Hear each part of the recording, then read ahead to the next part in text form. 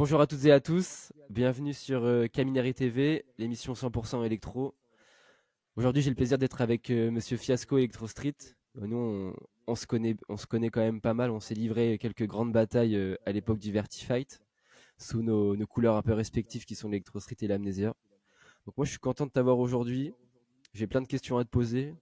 On va d'abord aborder un peu ton parcours. On va évidemment parler de l'Electro Street et aborder quelques sujets un peu plus vastes autour de la danse électro. Et puis ensuite, on va voir un peu où ça va nous mener.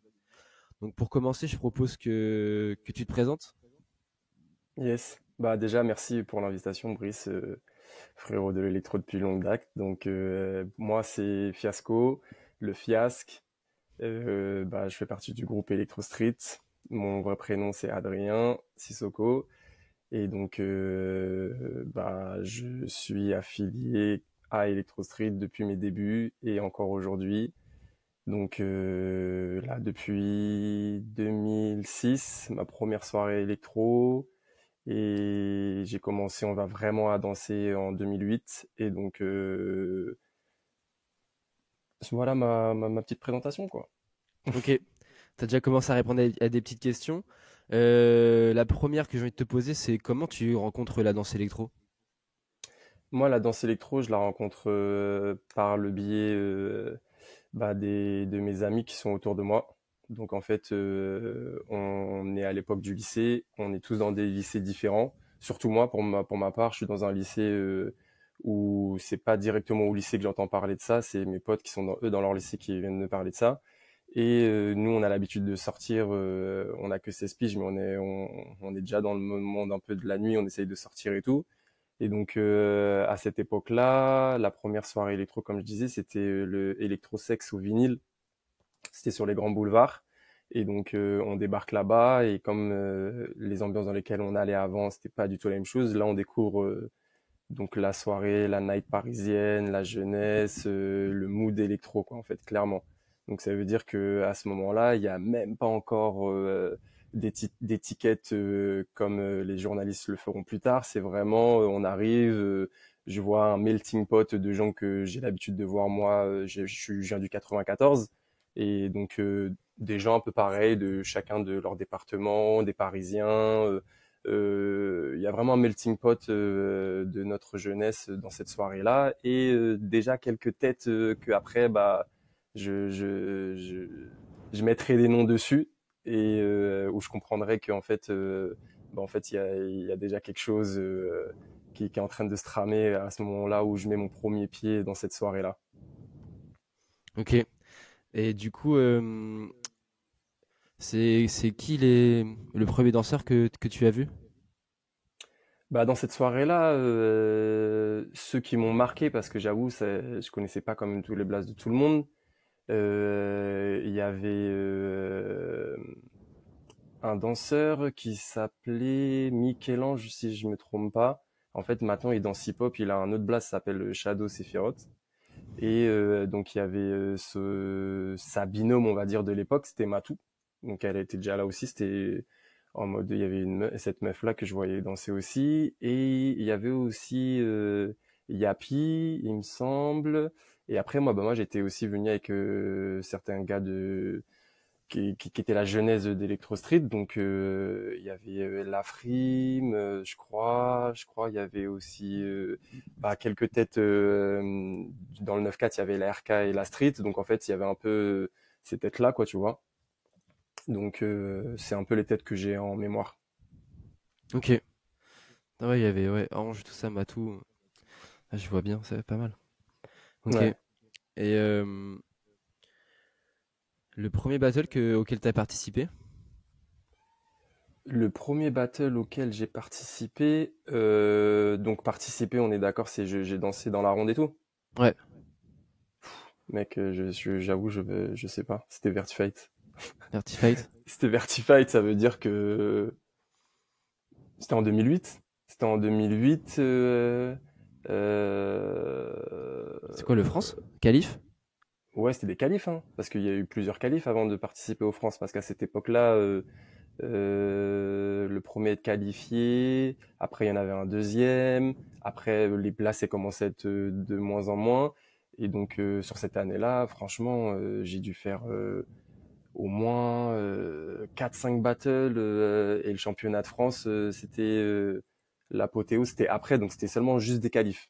C'était même pas un battle en solo, c'était vraiment des battle groupe direct avec Electro Street. Donc on a rencontré sur ce parcours-là, on a rencontré plusieurs groupes mythiques, hein, la Famous, la Mafia. À l'ancienne, il y avait tous les groupes qui sont plus là, mais genre il y avait la G Étoile, il y avait il y avait Electroshine, c'était les petits de la Famous. Franchement, il y avait voilà les groupes encore parisiens en fait. Il y avait voilà les groupes encore parisiens, plus des groupes qui venaient de province. Donc il me semble qu'il y avait des groupes aussi qui venaient de Lyon, d'autres plus du Nord. Donc ouais, franchement, c'était en ça veut dire que dis-toi 4-5 battles sur cette année-là, c'était en même pas 8 mois, en même pas 8 mois. Genre c'était ça directement le grand bain, paf. Ah bah ouais, à l'époque, il y avait pas mal de battles et c'est vrai que le premier France, je sais que. Attends, nous on fait le 2009, donc le 2008, il y a même un groupe de La Rochelle qui s'appelle la Space Electro, qui était un autre groupe de La Rochelle qui était tombé Exactement. contre la Mafia d'ailleurs. Attends, j'aurais bien kiffé affronter la Mafia, franchement, c'est stylé. Et ouais, les premières qualifs, t'avais des qualifs en province, t'avais genre. T'en avais une qui était pas loin à Royan, mais t'avais des qualifs, je crois, en province pour les teams et tout, et après elles étaient sélectionnées pour aller aux France, je crois. Et il y avait les shows, non? Je crois qu'on se qualifiait. C'était show Au- qualificatif, non, pour le France, non? C'était Aux ça, je crois. France, ouais. Les qualifs avant, c'était vraiment sous l'aspect battle. Ouais. Donc toute la journée, c'est des battles jusqu'à qu'il en reste que un et toi tu gagnes ta place pour aller au championnat de France. Arrivé au championnat de France, dans toutes les teams qui sont qualifiés, il y a un genre de show qu'il faut présenter et ce qui fait que dans ce show-là directement déjà il y a un gagnant. Donc cette année-là, si je me trompe pas, c'était Electro Famous en 2008 et au niveau du show. Et ensuite, bah, par rapport aussi au nombre de points et comment tu as fini, je crois que c'est comme ça qu'après, ça crée les rencontres. Et donc, ouais, nous, je crois, on avait fini septième, un truc comme ça, ou sixième, je sais plus. Ok. Ouais, oui, parce que le 2008, vous le faites, vous êtes qualifié pour le France en 2008. Ouais, ouais, on est qualifié, ouais. Ouais, parce en 2009, vous remportez le show chorégraphique. Ouais, nous, après, c'est nous remportant en 2009, je Ouais, ouais. chorégraphique, ouais. Ok. Faudrait que je le regarde le 2008, ça fait longtemps. Je sais plus trop les teams qu'il y avait, mais ouais, la Famous, c'était avec les. Je crois qu'ils étaient en mode clown et tout là. C'est Je crois que c'était exactement ça, hein. ça, ouais. Ouais, c'était C'était énervé. ça. Ouais, ils Ouais. étaient énervés. C'était Ok. une époque de ouf. Bah, toi, t'étais dans les gradins, donc franchement, t'as dû voir l'engouement, le, la fougue, l'envie, même aussi ce côté-là un peu libre. Tu devais ressentir ça à travers les groupes et aussi bah, se démarquer. Parce que à cet âge-là, en plus, on a encore des adolescentes et tout, donc on est un peu dans la cruauté entre nous, donc retranscrit dans les Ah, c'est battles, ça. c'était vraiment pas mal. Ouais, c'était énervé. Bah, de toute façon, nous, on est 2008. Ouais, j'y vais avec Ablay et Tom. Et c'est après, on se dit ouais, l'année prochaine, faut qu'on soit dans le cercle, là, faut qu'on fasse et tout. Donc après, ça a vraiment, ça a motivé parce qu'on crée l'Amnésia en janvier 2009. Donc on crée l'Amnésia juste après le premier France, en fait. On voit le France, on rentre, Bah, on fait vas-y, on crée un groupe les gars, et c'est là où vraiment on dansait déjà depuis un petit c'est là où moment, mais ouais, on s'est dit vas-y, on se déterre, on se met en mode battle et tout. Et ça, c'est là où vous êtes venu commencer à emmerder les gens. c'est ça, c'est ça exactement. Et ça fait penser à une question, tiens, faut que je t'en parle après, mais je la garde pour plus tard. Je vais Ok. continuer un peu sur ces petites questions. Euh, ton pire souvenir dans la danse électro? Mon pire souvenir dans la danse électro, franchement, Je reformule la question. oh, Ta plus grande désillusion. Genre, t'as vraiment la défaite, tu vois, genre, je sais pas, genre en mode battle. Vraiment la défaite où celle-là, elle a piqué, quoi. hmm, bah la première, c'est la plus dure, hein. Pour moi, c'était celle, je crois, c'était contre la Addict au championnat de France. Parce que avant, c'était, on n'était pas encore en championnat de France, donc on savait qu'il y avait plein de qualifs, il fallait y arriver, donc on n'allait pas s'arrêter sur un battle. Mais une fois que tu es au championnat de France et que tu finis meilleur show chorégraphique et que tu te dis, ah ouais, t'es bien préparé, t'y vas et que tu perds aux portes de la finale, donc tu perds en demi-finale contre la Addict et que par rapport aussi à notre parcours, le fait qu'on soit isolé, qu'on soit vraiment dans notre coin, qu'on arrive ce jour-là et que bah, eux, ils aient les têtes derrière eux, donc à savoir Trixie et la SMDB, et que je crois bien que même dans le jury, il y avait quelqu'un de la SMDB, bah ça c'est passé là, mais pendant bien longtemps, il s'est resté là avant de descendre. Ça, Ouais. c'était ma première désillusion. Mais en fait, j'aurais même envie de te dire que ça, c'est dans la compétition. Après, il y a même en interne, la première désillusion aussi, c'est bah, comme à cette époque-là, dans le groupe, on était beaucoup plusieurs. Donc, le premier championnat de France 2008, il fallait faire ses preuves. C'est-à-dire, fallait faire ses preuves, fallait faire partie du 5 ou du 8, parce qu'à l'époque, comme les teams, c'était quand même beaucoup, on pouvait être entre 5 et 8.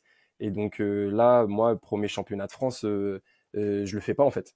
Je le fais pas, ça veut dire moi je fais toutes les qualifications de C et tout, et arrivé au moment où il faut faire un choix parce que c'est la Ligue des Champions de C et tout, et bah c'est là aussi où j'ai vécu ma première désillusion, mais de tu sais envers moi-même en fait, en mode ah ouais ok, et c'est ça qui m'a aidé pour la suite après à bah j'ai vécu ça dès le début et ça m'a forgé en mode je revivrai plus jamais ça. Ok. Ah, mais c'est vrai, tu vois, ça, c'est un truc que j'y avais jamais pensé. Parce que nous, dans l'amnésia, en fait, on était. Enfin, j'ai l'impression que il y a plein de trucs que je me répète sur tous les épisodes, mais nous, on était quatre. Donc, du Ouais, coup, en fait, j'ai jamais eu. En fait, tu vois, même en préparant ça, parce que j'aurais pu poser la question en vrai aussi à Cerise et à d'autres. Et c'est vrai que ça m'est jamais traversé à l'esprit, du coup, vu qu'il fallait que 5 personnes. Parce qu'après, ça a été beaucoup plus libre. Mais il est vrai qu'à une époque, c'était 5. Et comment ça se passait, par exemple? La sélection en interne, c'était un choix? Tu vois, comment ça se passait cette sélection du genre du 5 majeur pour un événement? bah en vrai il y a toujours la notion de travail, mais il y a aussi la notion d'affinité et aussi la notion de talent. Tu vois, on va dire, c'est un peu, tu dois mettre ces trois ingrédients pour aller le plus loin possible, je pense. Chacun est différent et a sa façon aussi d'entreprendre les battles. En tout cas, nous à cette époque-là, c'est comme ça que on appréhendait les battles et donc on faisait nos choix. Et donc en vrai, bah tu vois par exemple le show, on pouvait le faire jusqu'à 8, mais je crois que les battles c'était que 5 contre 5, tu vois. Donc en fait, bah à cette période-là, il y avait des danseurs qui étaient plus forts que moi ou et en vrai, moi, j'ai toujours été un mec d'équipe. Ça veut dire qu'en fait, On va y venir, on va y venir. donc en fait, de par mon parcours, bah en fait, tout simplement, quand ça arrivait, j'ai réussi à l'entendre et à l'accepter. Mais ce que ça m'a donné aussi comme envie, c'est plus de plus le revivre ce truc-là. Donc en fait, dans ce moment-là, c'était bien pour le groupe parce que j'ai pas fait d'embrouille et tout, j'ai pas fait de ma tête de mule et tout. J'étais même là aux entraînements et tout, je donnais la force tout ça et tout, pour cet esprit de groupe et tout, tu vois. Mais en vrai, les choix, ils s'étaient portés bah, vers les gens qui ont fait les championnats cette année-là, quoi, en fait. Ok. Bah, je pense qu'on va aller tout de suite sur le sujet dont tu viens de parler. Parce que. euh, bon, ça arrive vite. J'aurais bien aimé qu'on continue un peu plus pour un peu de préparer le terrain, aborder ce sujet. Vas-y, on Mais, peut revenir dessus plus tard, t'inquiète, hein. mais ok, on reviendra dessus. On reviendra sur cette question de ta place dans l'Electro Street, euh, tes performances solo et genre pour moi, t'es réellement un gars d'équipe. Mais du coup, je pense on va revenir là-dessus, qu'on va parler de l'Electro Street. Je pense que ça sera pas mal. Yes, ok. Euh, on va continuer, genre, du coup, ton plus beau souvenir, Mon, pro- en danse électro. Mon plus beau souvenir en danse électro. Ah ouais, Ça alors peut, là, carrément, ça c'est peut plus être large. battle Ouais, ouais, ouais. ou en vrai comme tu veux, tu vois. Ça peut être battle ou plus large et tout. Ouais, franchement,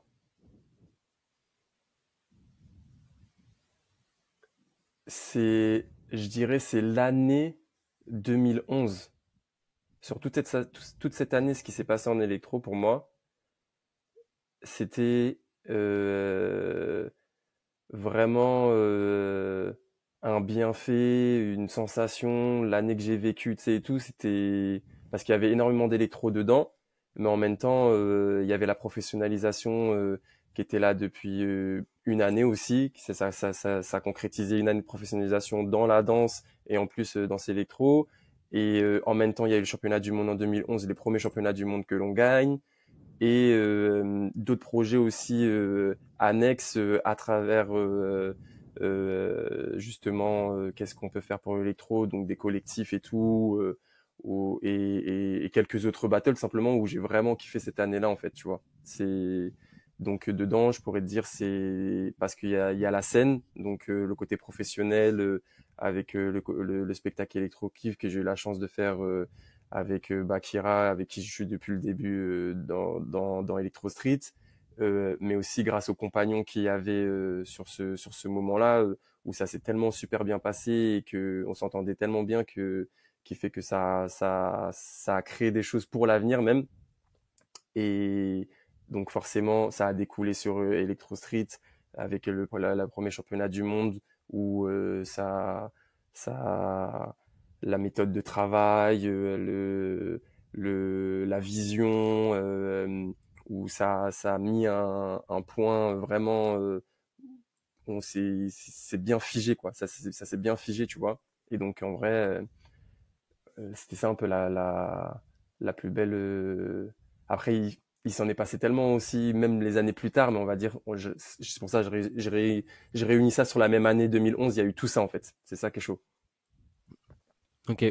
Parce que tu vois, 2011, du coup, vous gagnez le monde. Toi, tu dis, Ouais, du coup, bah, ça vient aussi. En gros, ça vient.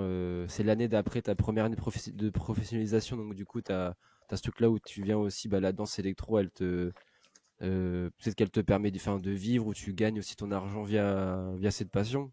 Et à l'époque, ouais, à l'époque, c'est assez ouf. Et ouais. donc, du coup, à 2011, toi, t'es dans. Parce que Electro Kiff, c'est quoi? C'est 2010? 10.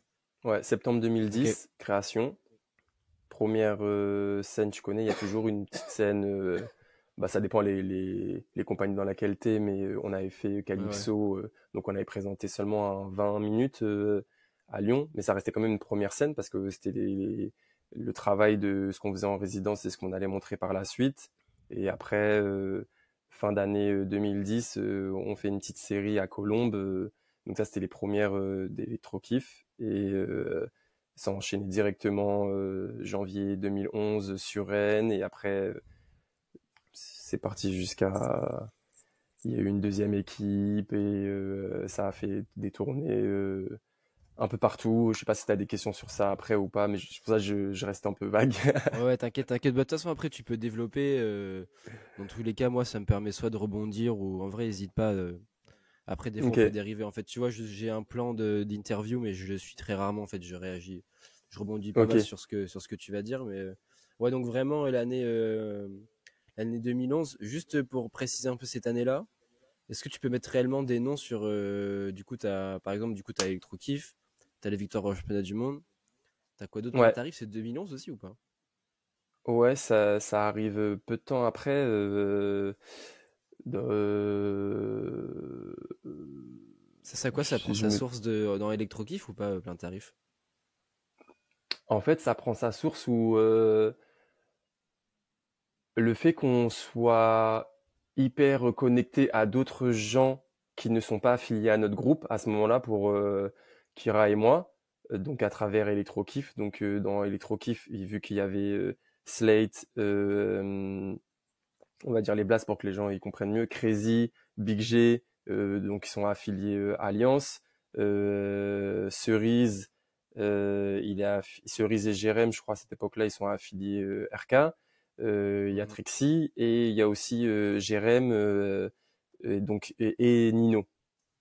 Et Nino. Et donc Yes. en fait, ce qui fait que bah déjà dans ça, tu vois, il y a les trois teams phares de l'époque en fait. Et donc en fait, bah à ce moment-là, en tournée, même si on a nos crews, on commence à avoir des propositions professionnelles grâce à ce que ça en découle d'électro-kiff. Donc, par exemple, des fois, à Blanca, ils me disent, ouais, il peut y avoir ci, il peut y avoir ça. Ou même de nous-mêmes, on commence à nous demander des trucs. Et ce qui fait que la réalité, c'est que quand tu es en tournée, et surtout la tournée que nous on a vécue, bah forcément si tu as vraiment envie de faire les choses, t'es déter, bah c'est plus facile de les faire avec les gens avec qui tu peux t'entraîner. Et la chance qu'il y avait, c'est qu'à cette époque-là, c'est que en plus de juste s'entraîner aussi, on s'entendait vraiment super bien. Ça veut dire que ça a coulé de source naturellement. Chose qui c'était vraiment bizarre à l'époque parce qu'en fait chacun avait son groupe en fait. Mais comme on avait déjà passé ce cap-là, et ben en fait, ce qui fait que par exemple, on se retrouvait à faire des shows télé, tout ça, et au final, bah on a compris qu'en fait on pouvait le faire aussi pour nous. Donc en fait, bah ok, il y a des shows chorégraphiques et des trucs comme ça. Donc des fois on se retrouvait à faire des équipes. Je vais une anecdote par exemple, on a fait un superbe événement à l'ancienne qui s'appelle Express Yourself.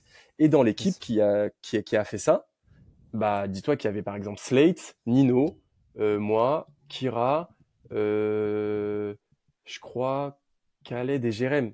Tandis que tu vois, en Ok. vrai, ça normalement c'était soit la Lurs elle y va avec son équipe, soit nous la Street on y va avec notre équipe, soit la RK elle y va avec son équipe, tu vois. Et donc en vrai, à partir de ce moment-là, nous on avait déjà cette ouverture entre nous.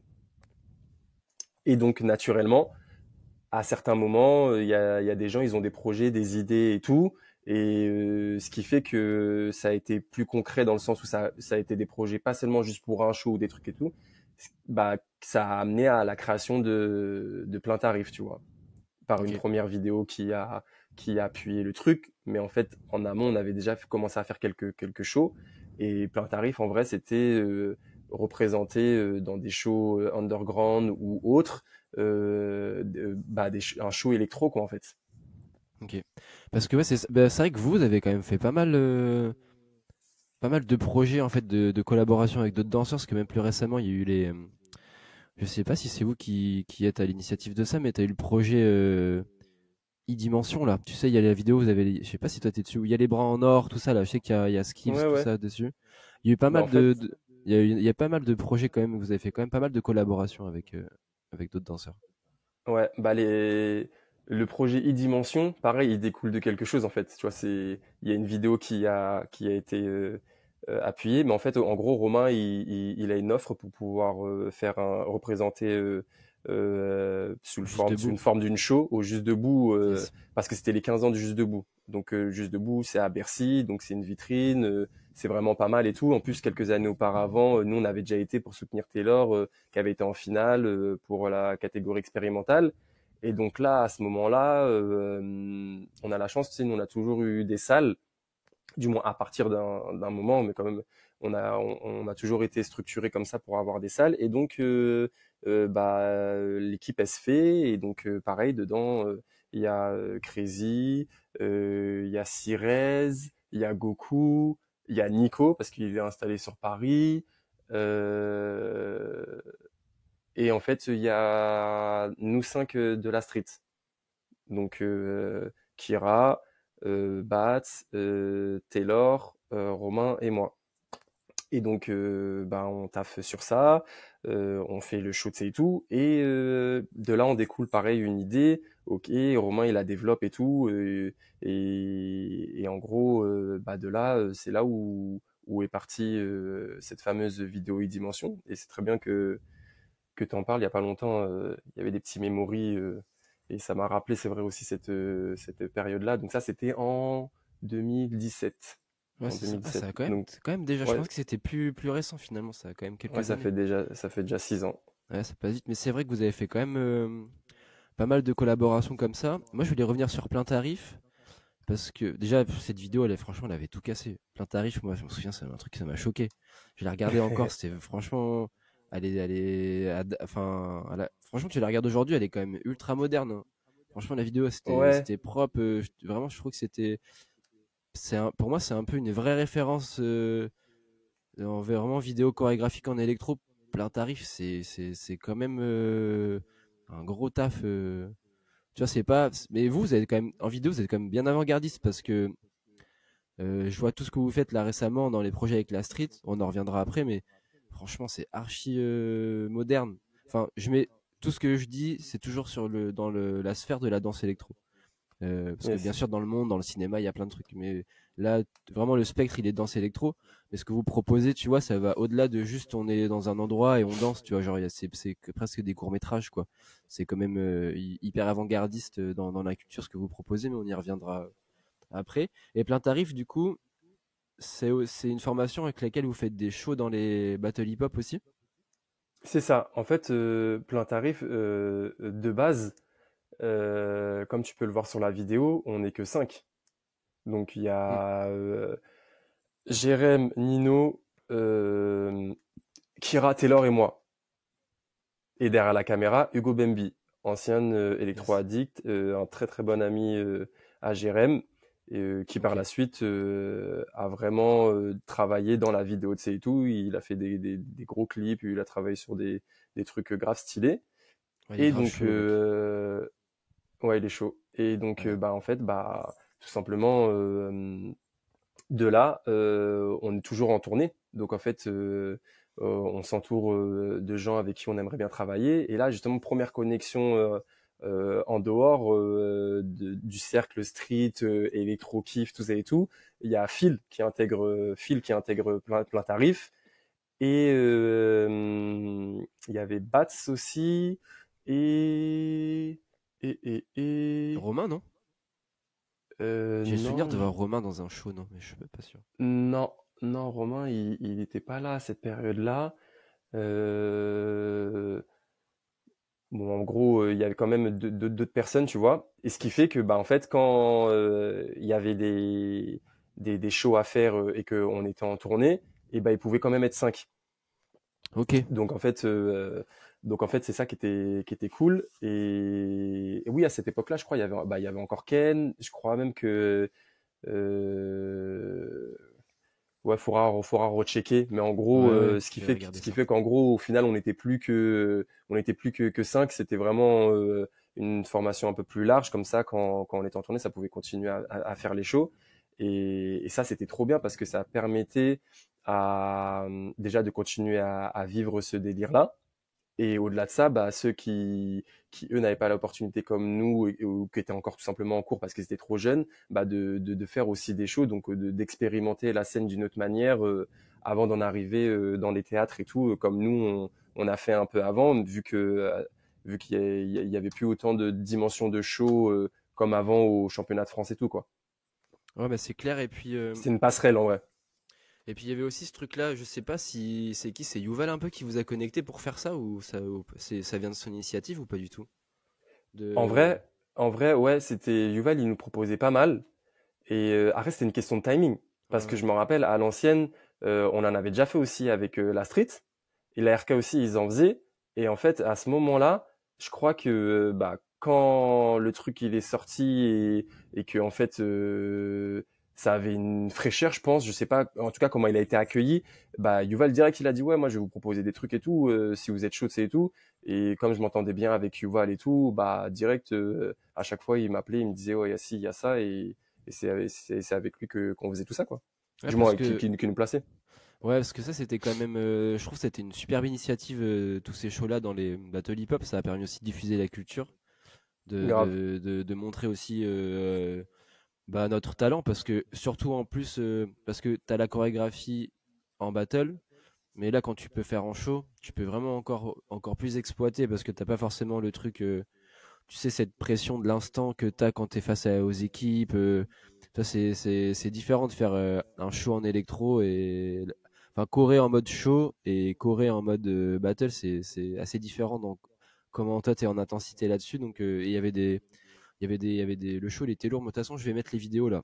Je Ok. mettrai les vidéos sur la version YouTube. Il y aura les vidéos de tout ce qu'on parle, donc je vais pouvoir mettre ça. Mais Mais en c'est vrai, vrai que ça faisait pour que ça soit plus compréhensible. En vrai, ça fait partie de notre ADN. La chorégraphie, le fait de créer la création et aussi de se montrer et aussi de défendre l'électro. C'était vraiment un des moyens les plus cool et c'était un des moyens aussi dans lesquels on était à fond dedans. Ça veut dire qu'en fait, tu vois, on pouvait pas le faire avec notre groupe. Bah ok, on le fait d'une autre manière. Hop, dès que ça s'est fini, plein tarif, hop, on a remis le chapeau de roue avec Electro Street. Et en fait, ça a été perpétuellement ça jusqu'à que l'inspiration aille ailleurs. Mais dès qu'il y a une inspi, en tout cas, ça fonce dans cette direction-là, tu vois. Yes. Ah mais carrément, c'est vrai que c'est. On en parle. J'en ai pas trop parlé encore, mais pour toi, par exemple, s'il y avait des espèces de fondements en électro, c'est vrai que bah il y a la chorégraphie, il y a l'innovation du mouvement, quoi. Ce truc d'arriver. Enfin, nous, on a vraiment été animé, je pense, à l'époque du Vertifight par le fait d'arriver toujours avec un nouveau mouvement. Enfin, tu sais, t'arrives au prochain battle, il faut que tu aies un nouveau combo, un mouvement que personne a. Il y avait vraiment ce truc d'engagement. Ouais, on a quand même pas mal de valeurs qu'il faut pas qu'on oublie. Il faut qu'on continue. Ah ouais, non mais de ouf. Tout simplement, c'était clair que c'était la nouveauté. En fait, la nouveauté, elle est simple. Elle est due à la fréquence. C'est-à-dire que nous, on a connu une fréquence où, facile, pendant 2 ans, il y avait des battles presque un par mois. Donc Ouais, facile. forcément, t'étais sur le devant de la scène au moins une fois par mois. Donc si t'es sur le devant de la scène au moins une fois par mois, nous, avec notre façon de voir les choses, parce qu'on était jeunes à cette époque-là, on se disait, bah, faut qu'on vienne avec quelque chose de nouveau. Donc en fait, tu refais des choses nouvelles, tu t'expérimentes, tu crées. Et en fait, bah, tout simplement, le fait de faire ça, ça a été notre brouillon. Parce que quand tu viens à un événement, tu as préparé 15 chorégraphies, que tu finis en finale, tu en as fait 14, et que le mois d'après, tu veux revenir, tu veux retourner en finale, et bah, faut que tu recrées encore 15 chorégraphies, ma gueule. Et ça fait que, en fait, bah, tout simplement, bah, en vrai, c'est pour ça que je te dis, moi, c'était notre feuille de brouillon, en fait. Ça veut dire qu'en fait, on a jeté combien de chorégraphies? Là, à l'heure d'aujourd'hui, si on avait toutes les chorégraphies que on a fait pendant ces 2 dernières années, on serait refait, on pourrait faire des spectacles sur 5 ans. Ah, Sur tellement. 5 ans, tu ferais des spectacles, c'est tout. Mais en fait, en vrai, c'était tout simplement le moyen aussi de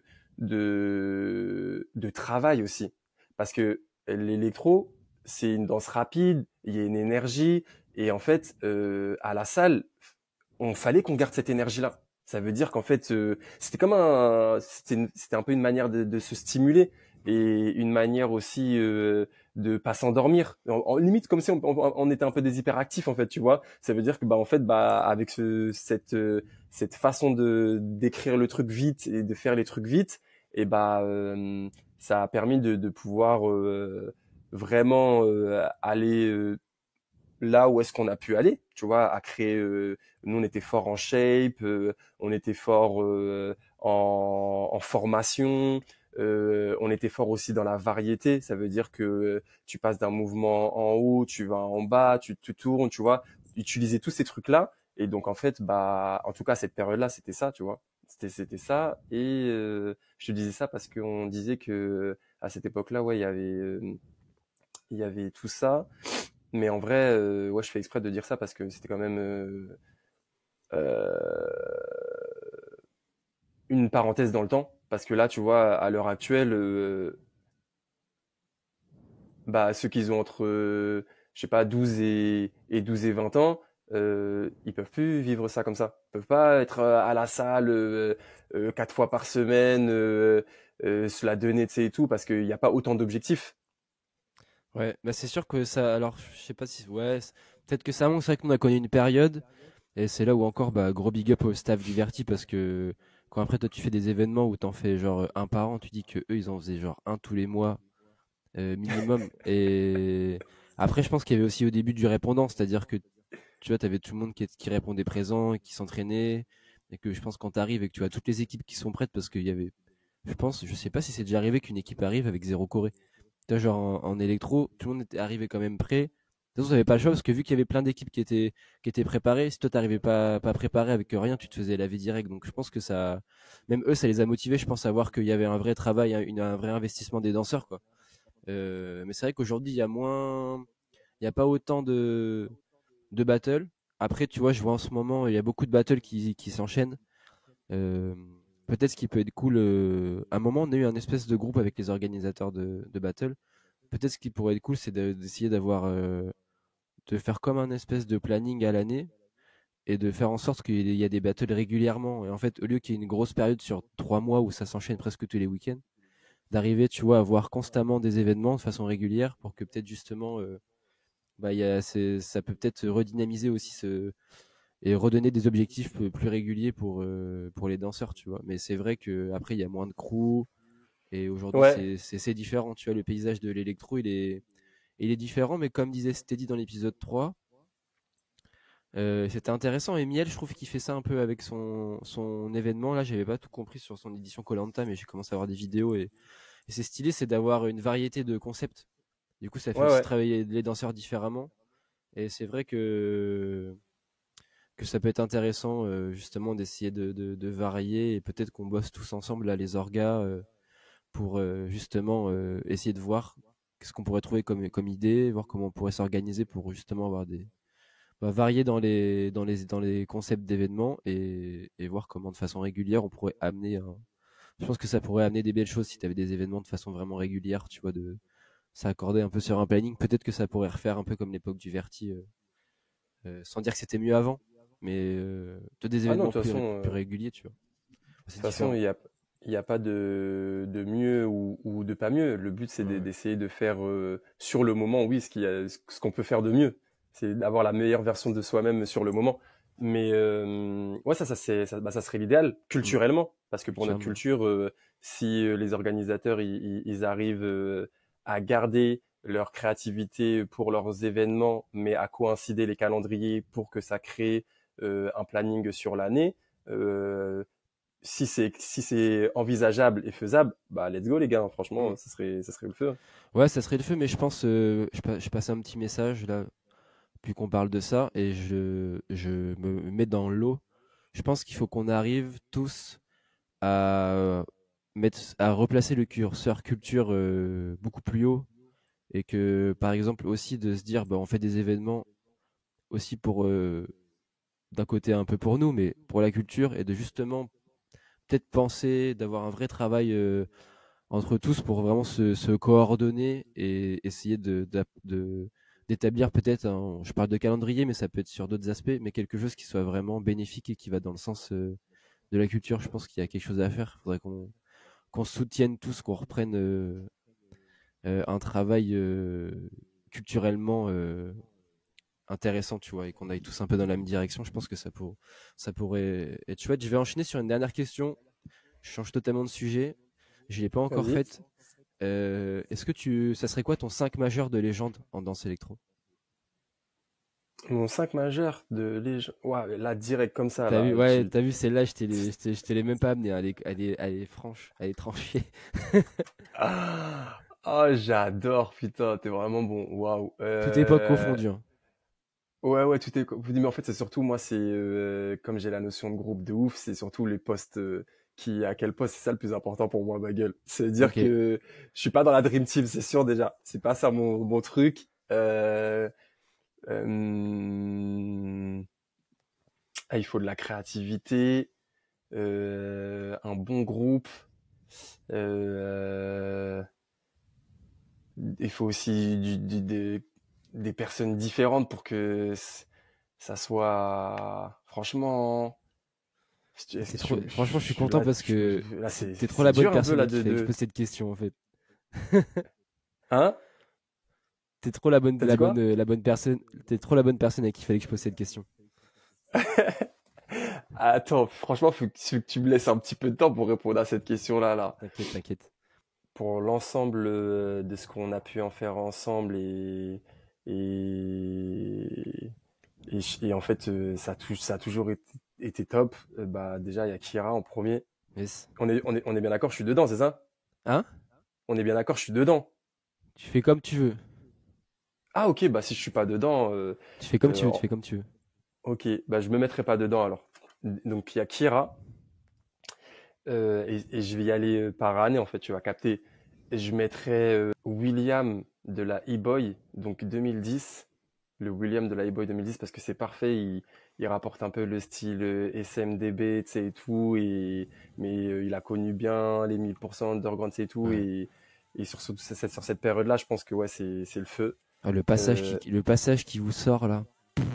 Avec, ah, mec, c'est trop. En plus, tu sais, ce matin, j'ai regardé votre interview là. J'ai regardé l'interview avec Yuval. Et je crois que c'était après cet événement là. Justement, tu sais, c'est quand il fait le. Tu vois le truc là. Ah, ouais. et son passage, il est énervé. Je crois qu'il se prend un coup de coude. Je crois qu'il se prend un coup de coude de Stitch, je crois, un truc comme ça. Et genre, Ah ça le oui, oui, vénère. oui. Genre, et il t'envoie un passage. Et celui-là, il est incroyable. Franchement, E-Boy Electro Street. Je mettrai le Ouais. passage, je vais le mettre dans l'épisode. Il est incroyable ce passage. Non, mais je suis totalement d'accord avec toi. C'est pour ça, carrément, tu vois, quand je remonte les années, là, franchement, il est dedans fort. Juste après, euh, par rapport à cette période-là, je mettrais Taylor, parce que tout simplement, ce qu'il a pu accomplir à, à l'âge à laquelle on a fait le championnat du monde 2011, donc il avait que 15 ans, et, euh, et l'évolution qu'il a eue, tu sais, et tout, bah en fait, en termes de créativité aussi, c'est une dinguerie, tu vois, et donc c'est dans les personnes que j'ai travaillé, donc ça serait le troisième. Euh, Quatrième. Ah oui, bon, parce qu'en plus les gens vu qu'ils l'ont pas connu vraiment beaucoup en groupe, c'est tout. Moi j'ai eu la chance de travailler avec lui. Sakou, Ah, j'avoue. Sakou. En fait, Sakou, j'ai fait le Move and Prove avec lui, avec Sixième Sens. C'était en 2016, il me semble. Yes. Et en fait, ce qui est fort chez ce gars-là, c'est que donc nous, on est devenus professionnels, c'est et tout, mais en fait, le mec, lui, il continue à faire sa vie. Il a une facilité à ne pas danser pendant des années ou des mois. Et quand il se remet dedans, c'est une facilité inverse. Ça veut dire que le mec est toujours aussi créatif, toujours dans la force de proposition de ses et tout. Certes, il a des trucs qui a pas et tout, mais entouré des gens dans cette équipe-là, je rajoute Sakou. Et comme je te dis, je me mettrai pas dedans. Et en dernier, je mettrai Romain. Yes. Je mettrais Romain. Donc là, tu vois, on était passé en 2016, je disais Sakou. Tout à l'heure, c'était Taylor entre les deux. Et Romain, je mettrais le Romain de 2018. Donc, à savoir quand on gagne le championnat du monde aussi encore Electro Street. Et quand il gagne aussi le Move and Prove en solo et en trio avec Bats et Taylor. Donc, je mettrais aussi Yes. ce Romain-là. Donc, ça serait ça ma team de. T'as dit quoi? Tu l'as appelé comment? Non, j'ai rien dit, j'ai rien dit. Non, non, Non, mais j'ai pas. t'avais dit, c'est la team de légende, non? C'est ça? Ouais, c'est ça, le 5 majeur de légende. Ok, ouais, bah, Ok. ça serait ça, mon équipe, ma gueule. Ouais, du coup, Kira, Trixie, Taylor, Saku, Saku, Skips. Skips. Bah, les gars, prochain événement, vous savez ce qu'il vous reste à faire. On l'attend, cette équipe. On veut la voir. On veut la voir. J'avoue, lourd, cette question, je vais la garder parce elle est pas mal et c'est vrai que tu peux en faire plein, tu vois. C'est vrai qu'il y a tellement d'équipes, mais j'avoue que celle-là, je pense elle pourrait bien marcher dans l'entente et tout. Et c'est vrai que pour revenir sur Taylor, franchement, il a fait tellement le taf. Tu sais, quand tu l'as, c'est l'attaquant de pointe, tu l'envoies, il saccage le cercle. Ah, laisse tomber. De Je te ouf, propose de ouf. qu'on dérive sur, qu'on aborde un peu l'Electro Street, Yes. le crew de l'Electro. Moi, j'ai une question.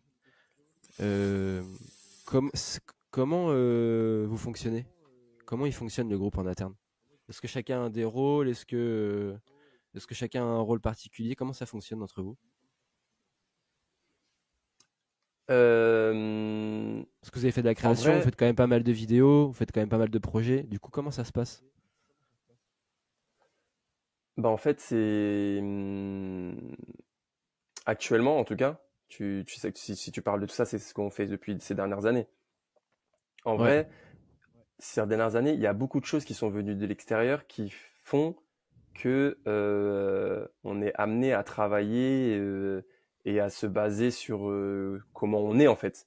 Et comment on est en fait, c'est qu'on sait qu'on est différent, on sait qu'on est tous des personnalités et on sait que chacun s'apporte l'un à l'autre Et donc, en fait, les meilleurs moments où on va proposer les meilleures choses, c'est quand il y aura la meilleure osmose entre nous par rapport à ces critères-là qui fait qu'on sait qui est à sa place et chacun fait quoi, en fait. Donc, en fait, tout simplement, par exemple, tu vois, pour revenir à la chorégraphie, si on va penser à une vidéo et tout, bah, on va travailler la chorégraphie et les points forts de chacun. Ça veut dire que euh, moi, peut-être, je vais proposer des entrées et à un moment, je vais proposer encore des phrases pour que ça soit différent de par rapport à quelqu'un d'autre. Et à un moment, il va falloir un combo, une signature et tout. Donc là, on va être posés tous ensemble. Et ceux qui vont l'idée, ça va être ceux qui ont cet esprit d'arriver à être à l'extérieur et imaginer comment le truc peut rendre. Et il va aussi y avoir la notion de on laisse de la place parce que forcément, si c'est une vidéo, et bah, il va y avoir aussi le point de vue de la caméra ou aussi tout simplement intégrer aussi des solos parce qu'on sait que on est chaud et que c'est beau de faire des projets où faut casser faut qu'il y ait des nuances, faut qu'il y ait des nuances et quand tu mets un solo dans des chorégraphies, donc ouais, c'est un peu ça la patte Electro Street, hein. Ok, ok. Est-ce que tu pourrais me faire un genre, un espèce d'arbre généalogique de la street, genre un peu avec tous les gens qui sont passés sous Electro Street? Ok, ouais. Bah, la genèse, c'est Broadway, Kira, Nico, Lafrime. En fait, ils sont dans un lycée en 2007 et ils sont ensemble dans ce lycée-là. Donc, en fait, ça, c'est un peu la genèse d'Electro Street.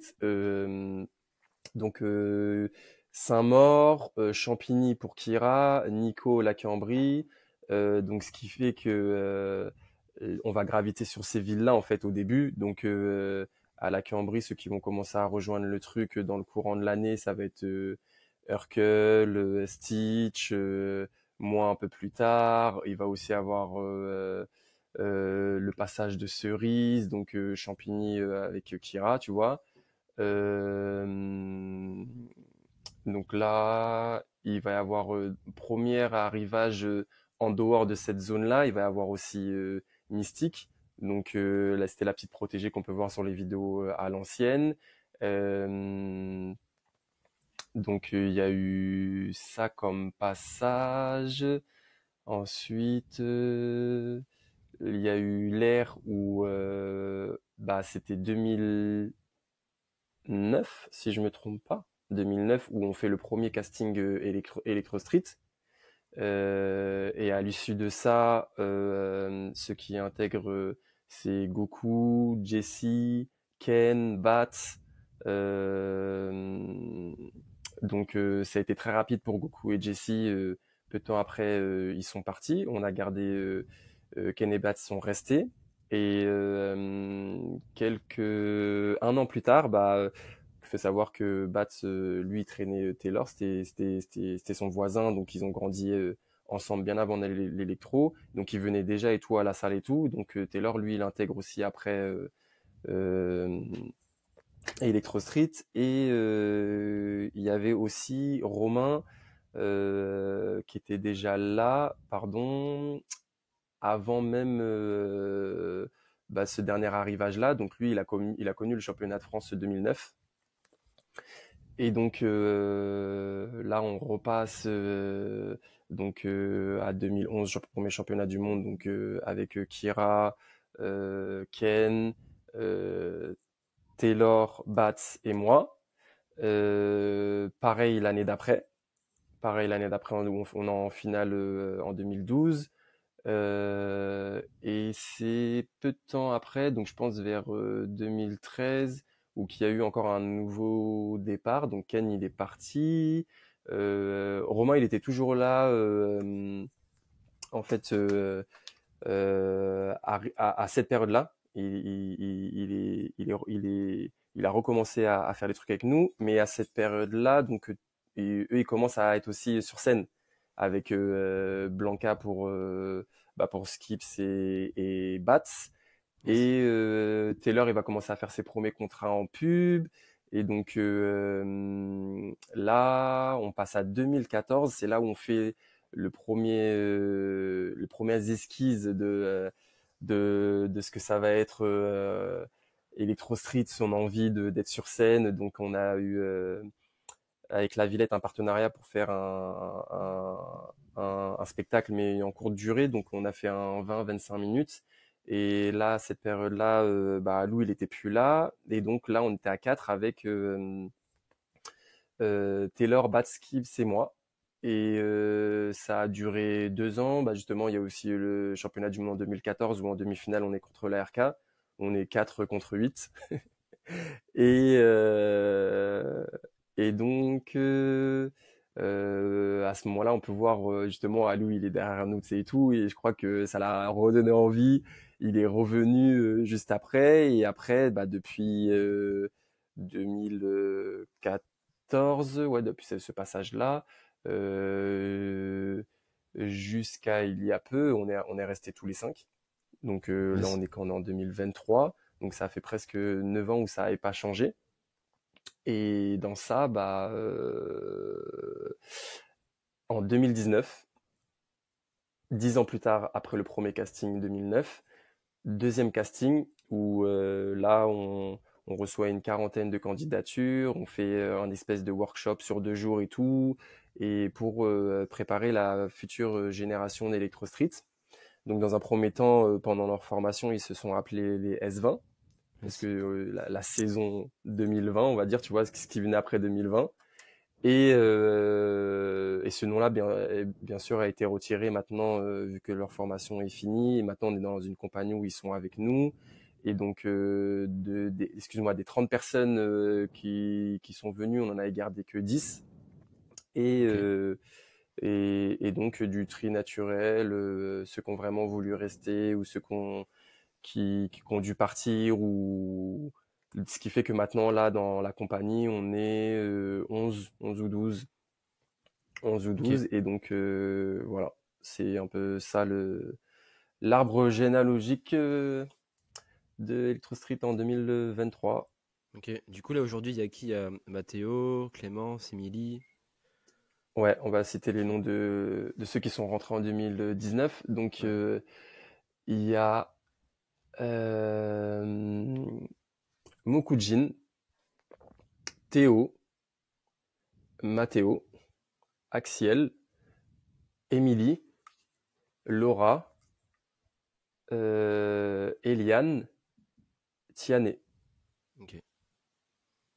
Et Eliane, je sais pas si Mais je vois pas qui c'est. non, Eliane, en fait, elle fait pas partie du cursus professionnel. C'est-à-dire, Ok. mais c'est important parce qu'en fait, c'est comme nous à l'ancienne. À l'ancienne, il y a des gens, ils avaient pas forcément le niveau de ça et tout, mais ce qu'on revendique, c'est pas que de la danse, c'est pas que d'être professionnel et tout. On vient avec une vision, on transmet quoi en fait. Et dans notre transmission, on l'a mise dedans. Et en fait, il y en avait en 2019, elle n'était pas dedans, Tiane. Tiane, elle est rentrée en 2022. Et donc, en fait, en 2019, il y en avait 3-4 en plus, mais avec le tri naturel, au final, ils sont redescendus. Et donc, Tiane, la dernière, en 2022. Voilà, c'est ça. Ok. Ah, ça fait pas mal, hein. Ça fait pas mal Ouais, de choses. Et du coup, là, eux, ouais, du coup, en fait, ils vous suivent un peu. Maintenant, ils font vraiment partie d'Electro Street. Il y a plus de genre, ils font partie du crew et du coup, ils participent aussi au projet, tout ça. C'était quoi ouais, ouais, les c'est ça. derniers trucs que vous Bah, avez fait là? Vous êtes parti dans les, je vous ai vu à la montagne là il y a pas longtemps. Vous êtes parti ouais, faire un ouais, truc, non? on avait une date. En Ok. gros, donc, bah, 2019, ouais, la première année se passe bien. Tac, après Covid, si, Bourbier. 2021, on commence à récupérer des salles. Et donc, l'année dernière, on trouvait que chacun avait plus ou moins évolué dans ce qu'il essayait d'entreprendre et tout. Euh, on s'est pas spécialisé que sur les battles parce que en fait tout simplement les profils qu'on avait pris ils étaient déjà pour le coup dans différents univers, donc ça fait qu'en fait pour les battles électro et tout, on sait qu'il faut un truc où tu viens, t'es un peu pur, tu fais que ça, t'aimes que ça, tu sais et tout. Donc on leur a inculqué ce qu'on pouvait leur inculquer et transmettre surtout en, en battle. Et donc ça fait qu'à partir de 2022, début d'année, on a fait une création où dans cette création-là, on était 8. Donc c'était un mix entre certains anciens et certains nouveaux. Donc dedans, il y avait Émilie, Clémence, Laura, Théo, Axiel, euh, Bats, Skips et moi. Donc ce spectacle-là, on l'a appelé 3. Et ce spectacle-là, on l'a joué aux ateliers Médicis. Et donc on avait fait une résidence et tout, c'était bien passé. C'était après la formation, bah, c'était la première étape de cohésion, d'être sur scène, d'aller vers d'autres choses. Et donc ça c'était top.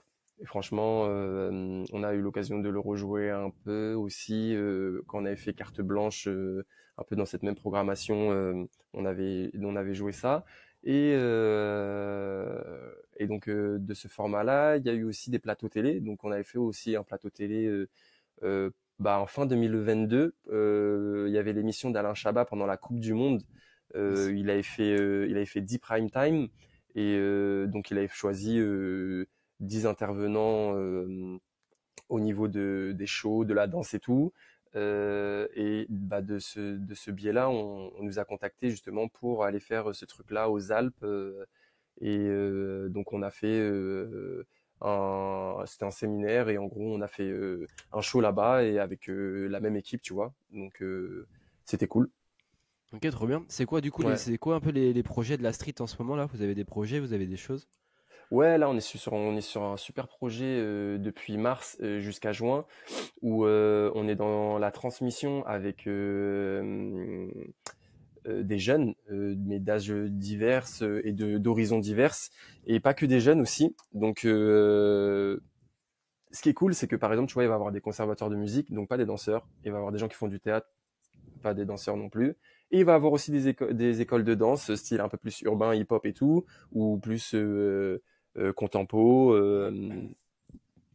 contempo. Et donc, en gros, sur tous ces publics-là, on intervient et on a un nombre d'heures. Et en fait, c'est des villes qui sont collées pour faire un projet en commun à la fin où on a introduit aussi le numérique. Parce que comme c'est des jeunes, tu vois, de nos jours, Instagram, YouTube, tout ça, c'est un sens super développé. Et comme nous, justement, on aime aussi ça, et bah, le projet, c'est de faire on va dire, une belle vidéo bien quali dans la mesure du possible de ce qu'on va pouvoir faire avec eux.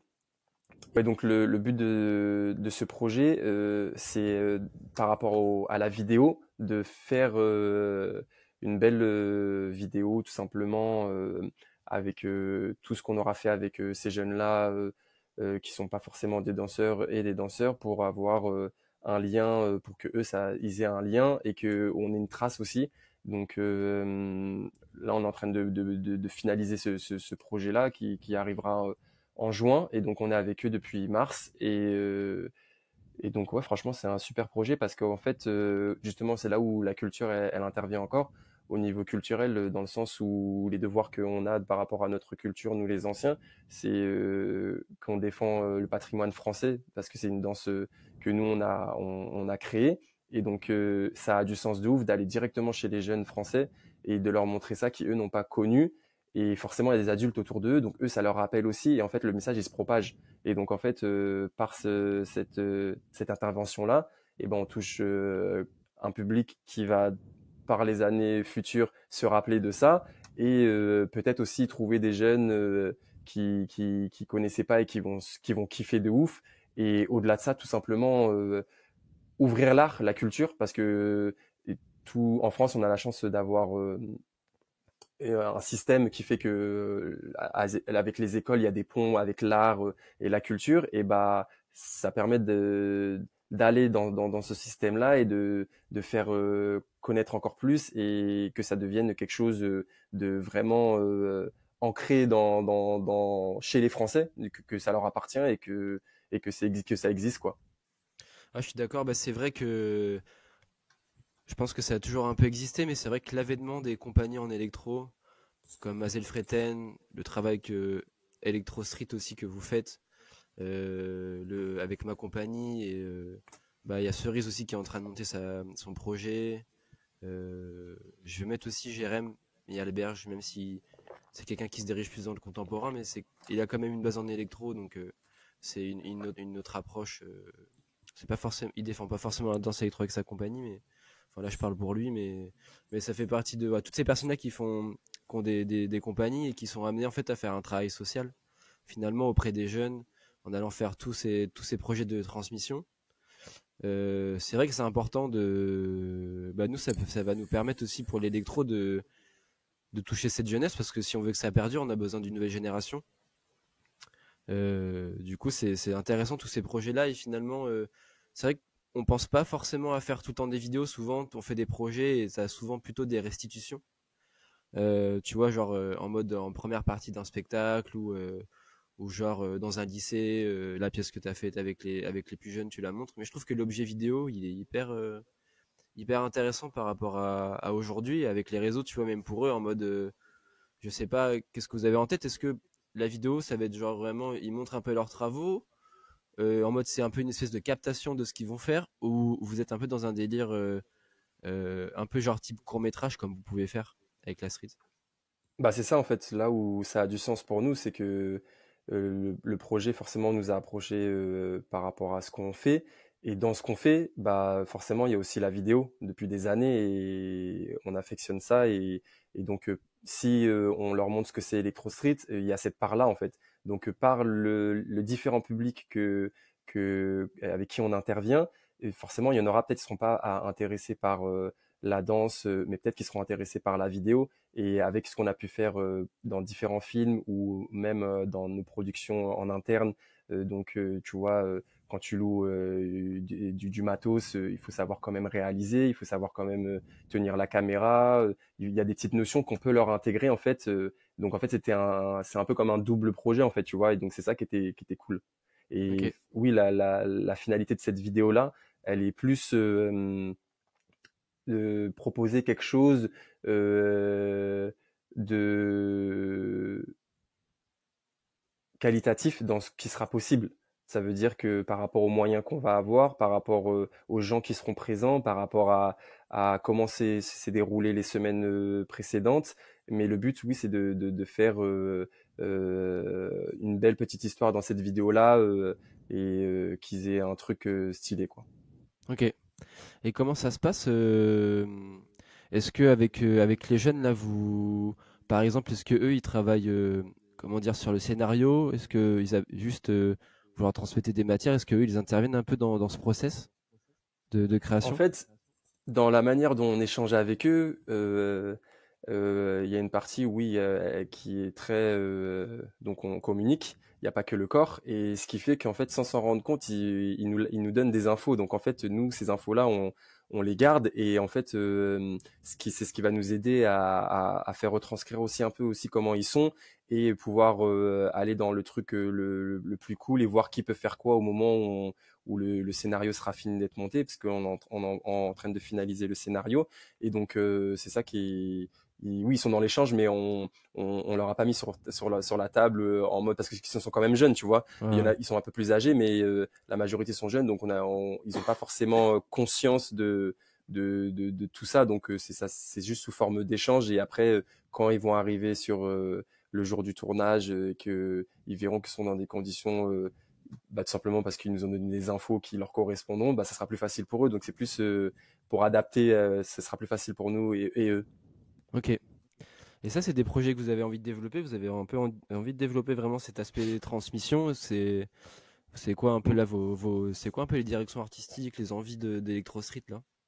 En vrai, tu vois, ce projet-là, c'est ce qui serait au même titre que les événements, ceux qui sont des événements. En fait, ce projet-là, moi, je trouve qu'il est pour la culture. En fait, ça veut dire qu'en fait, s'il peut se perpétuer, mais qu'en fait, chacun en est dans plusieurs endroits dans la France, et ben, ça serait top. Tu vois, si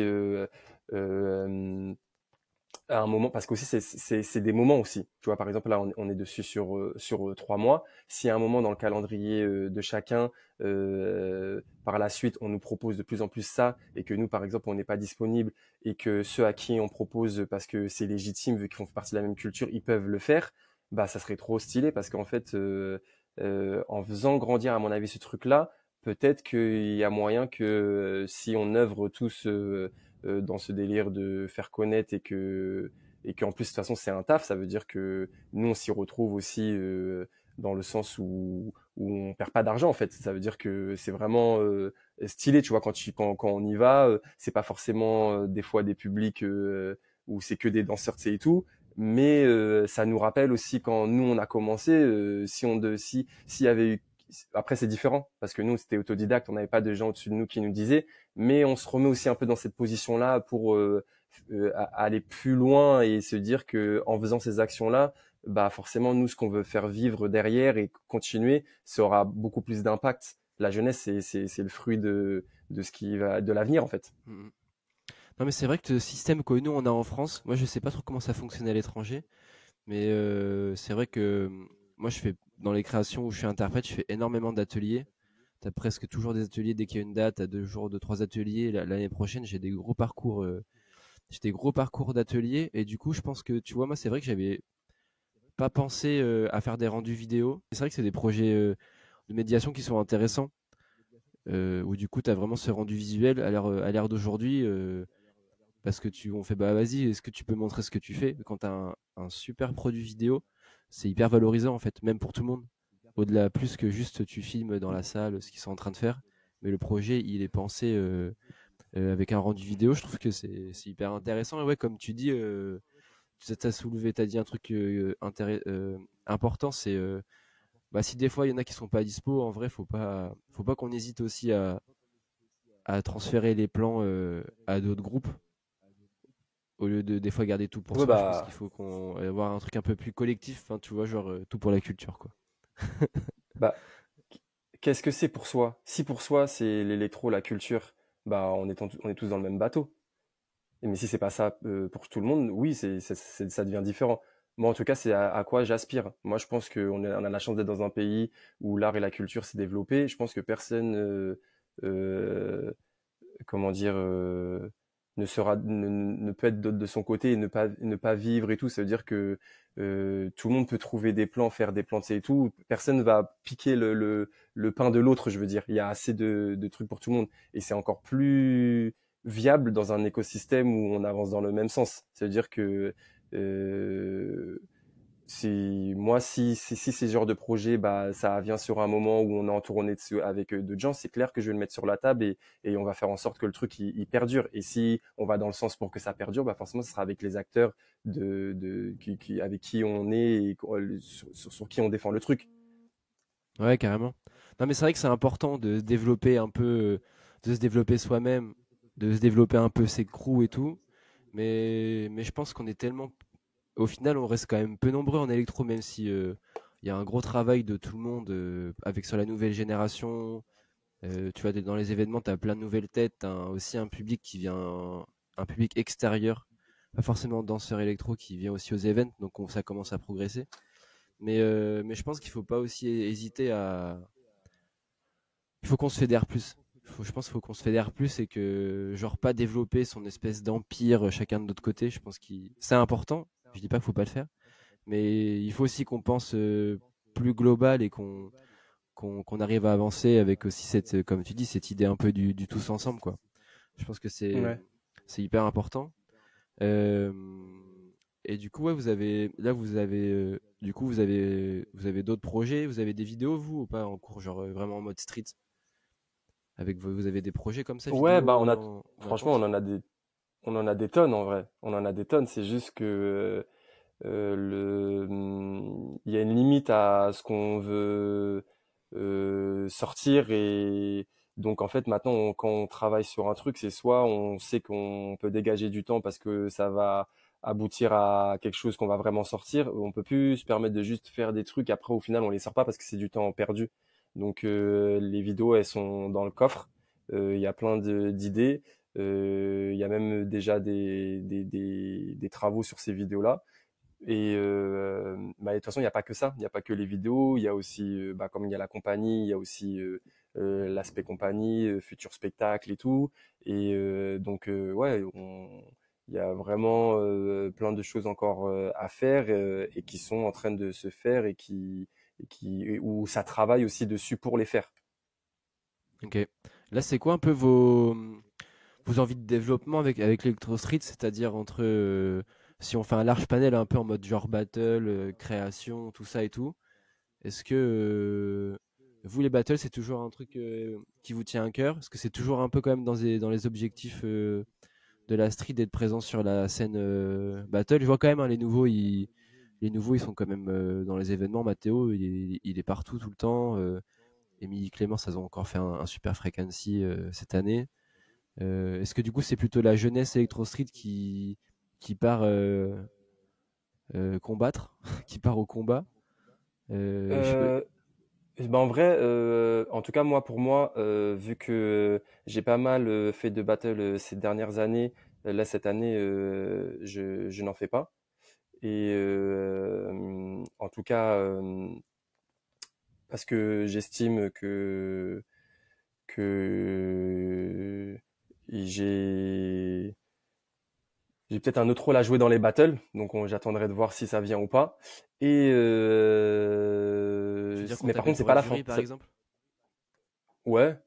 Et aussi, ça veut pas dire que j'arrête les battles. Par contre, moi, je suis quelqu'un où, où la manière dont j'appréhende les battles, il y a différentes manières, tu vois. Ça veut dire que là, je l'aborde de manière compétitive, mais après, il y a des compétiteurs comme ceux qui veulent gagner le Ballon d'Or. Donc, en fait, eux, c'est impossible de faire un battle et en perdre. Et avec tous les battles que moi j'ai fait auparavant et la place que j'ai en solo, je peux me permettre de faire des battles pour pouvoir échanger aussi avec la nouvelle génération. Quand je dis échanger, ça veut dire que la manière dont je vais danser en battle, je vais leur donner des infos ou non, mais en tout cas, je peux faire cette démarche-là. Et parfois, j'ai aussi l'envie de performer, de me recentrer, et tout. Et je suis plus dans ça en ce moment. Ça veut dire que je prends le temps de, de me réévaluer, de préparer des nouvelles choses et tout. Donc au niveau des battles, c'est ça. Battleur, lui, il était pas mal revenu ces derniers temps. Il s'est juste blessé. Sur Romain, lui, Taylor. bah, il a clairement dit depuis un moment, ça fait un moment qu'il a arrêté les battles. Et sinon, donc dans ce sens-là, on comprend mieux pourquoi c'est d'autres personnes qui représentent Electro Street, mais c'est pas comment du c'est pas vraiment c'est pas du genre on a dit ouais allez-y vous, c'est pas ça, c'est parce que tout simplement on a fait aussi nos choix.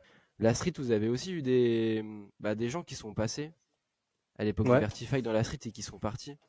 Ouais, bah c'est Je pour ça tout à pense. l'heure j'ai bégayé un peu quand tu m'as dit l'arbre généalogique parce qu'en fait il y a eu un peu ça, mais à la différence des autres groupes, il n'y a jamais eu de comment dire de départ à cause de dingueries ou quoi que ce soit. En fait, c'était vraiment ça devait se faire et ça s'est fait en fait tout ça, tout simplement. Ok. Parce que pour moi, pour moi, Ken Souf, c'est un transfert important parce que lui, il est dans la street. Après, il part RK Ouais. et après, Ah oui, mais vous j'avoue les que affrontez. ouais. Bah en fait, Et du coup, mis à part Ken, j'avoue, c'est vrai que moi après je l'ai pas vécu pareil. Perso, pour moi, Ken, il a été introduit dans la street parce qu'il commençait à danser et que quand on a fait le casting à l'époque, bon, on l'avait fait à Val-de-Fontenay et à cette époque-là, c'était le fief de la RK et directement Jimmy nous a dit ouais, c'était son petit. Donc en fait, le moment où il était dans la street, il était là pour de vrai. Il a gagné le championnat du monde. Donc en fait, sur le moment à l'ancienne ça faisait bizarre et tout, mais j'avais déjà ce recul là de me dire ok bah de toute façon en fait c'était peut-être ce qui devait arriver et donc après libre à chacun de répondre à cette question, mais en tout cas moi pour ma part c'est ça. Ok, donc c'était pas être... Parce que je sais pas, j'ai l'impression que c'était un peu comme moi j'ai un peu vu ça de l'extérieur, mais j'ai l'impression que c'est une espèce de grosse trahison, ce changement d'équipe, mais finalement pas tant que ça. Ça ressemble à Street Dancer. Mais c'est vrai qu'à une époque, il y a eu pas mal de mercato, tu vois, dans les équipes et tout. Et c'est vrai que moi, ça m'avait. Puis en plus, Street Archive, comme une. Même si de base, c'est un peu un groupe quand même de potes et tout ça, euh, il y avait quand même une grosse rivalité. Et c'est vrai que quand moi, quand Ken il a changé d'équipe, ça m'avait grave surpris, quoi. Je me suis dit, en battle, là, quand ça va se rencontrer, je pense que ça va régler des comptes. Je pense qu'il y a des comptes qui vont se régler dans le cercle sérieusement, mais. En fait, toi, finalement, avec ça, t'étais assez cool, en fait.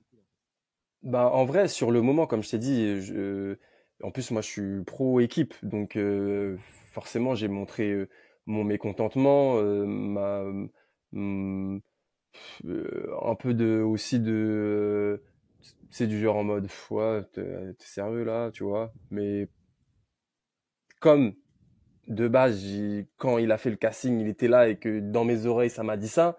En fait, limite, ça m'a un peu aidé ou limite, ça m'a fait un peu comprendre aussi pourquoi il est parti, tu vois.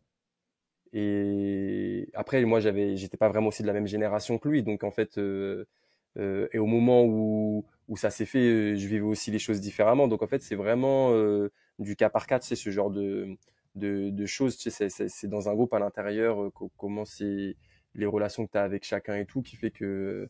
Mais ça n'a jamais été, comme tu as pu voir dans d'autres groupes, un truc de ouf au point de. Sinon, ça serait rappelé. Parce qu'en plus, on sait que la street, c'est un groupe où il y a eu très peu de changements, tu sais, et tout. Donc en fait, même ça, même le truc le plus bizarre, tu vois, ça n'a pas non plus fait la une du Parisien, quoi. Ok. Mais genre, quand tu l'as rencontré et qu'il était avec l'Arc, est-ce que t'avais bien envie de le découper ou pas? Ah oui, non, mais bah, il y a qu'à regarder 2014. Il y a qu'à regarder ce battle-là. Mm. Je sais que tu vas le mettre au niveau de l'engagement. On n'est que 4, ils sont 8, mais on dirait on nous a sorti de la cage. C'est ça.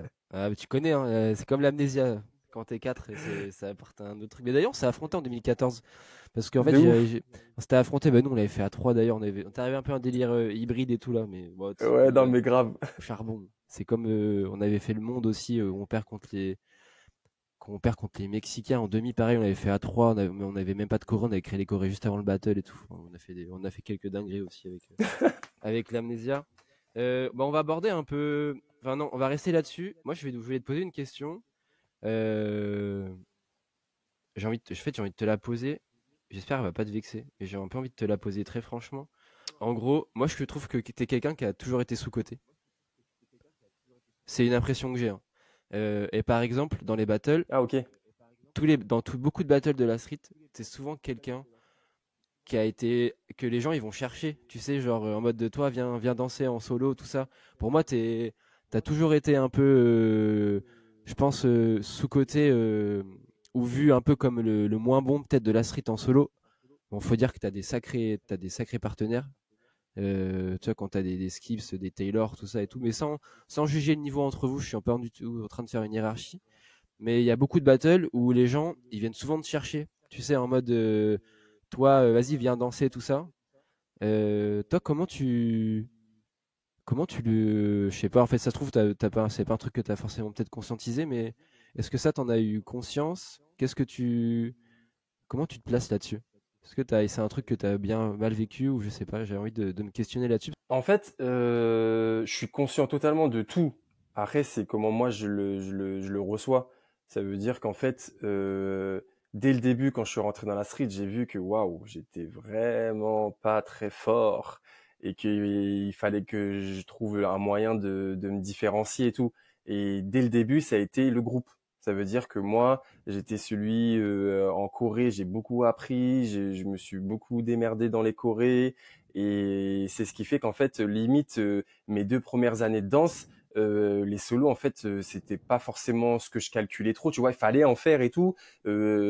J'étais pas satisfait de moi, tu sais, et tout, mais c'était pas une fin en soi dans ma tête. Ça veut dire que j'ai pas abandonné les solos. Je me suis pas dit, ouais, je suis pas fait pour les solos. Et je me suis pas dit, ouais, je suis fait que pour les trucs. J'ai en fait juste travaillé. Ça veut dire qu'en fait, ça, c'est la particularité que j'ai de avant la danse. Ça veut dire que j'ai toujours fait des sports collectifs et aussi quelques-uns solo, donc qui fait qu'en fait j'accepte la position dans laquelle je suis dans chaque groupe en fait, et j'accepte aussi les autres comment ils sont, parce que forcément si on veut gagner du terrain ensemble, si on s'accepte pas, déjà de l'intérieur on va se bouffer.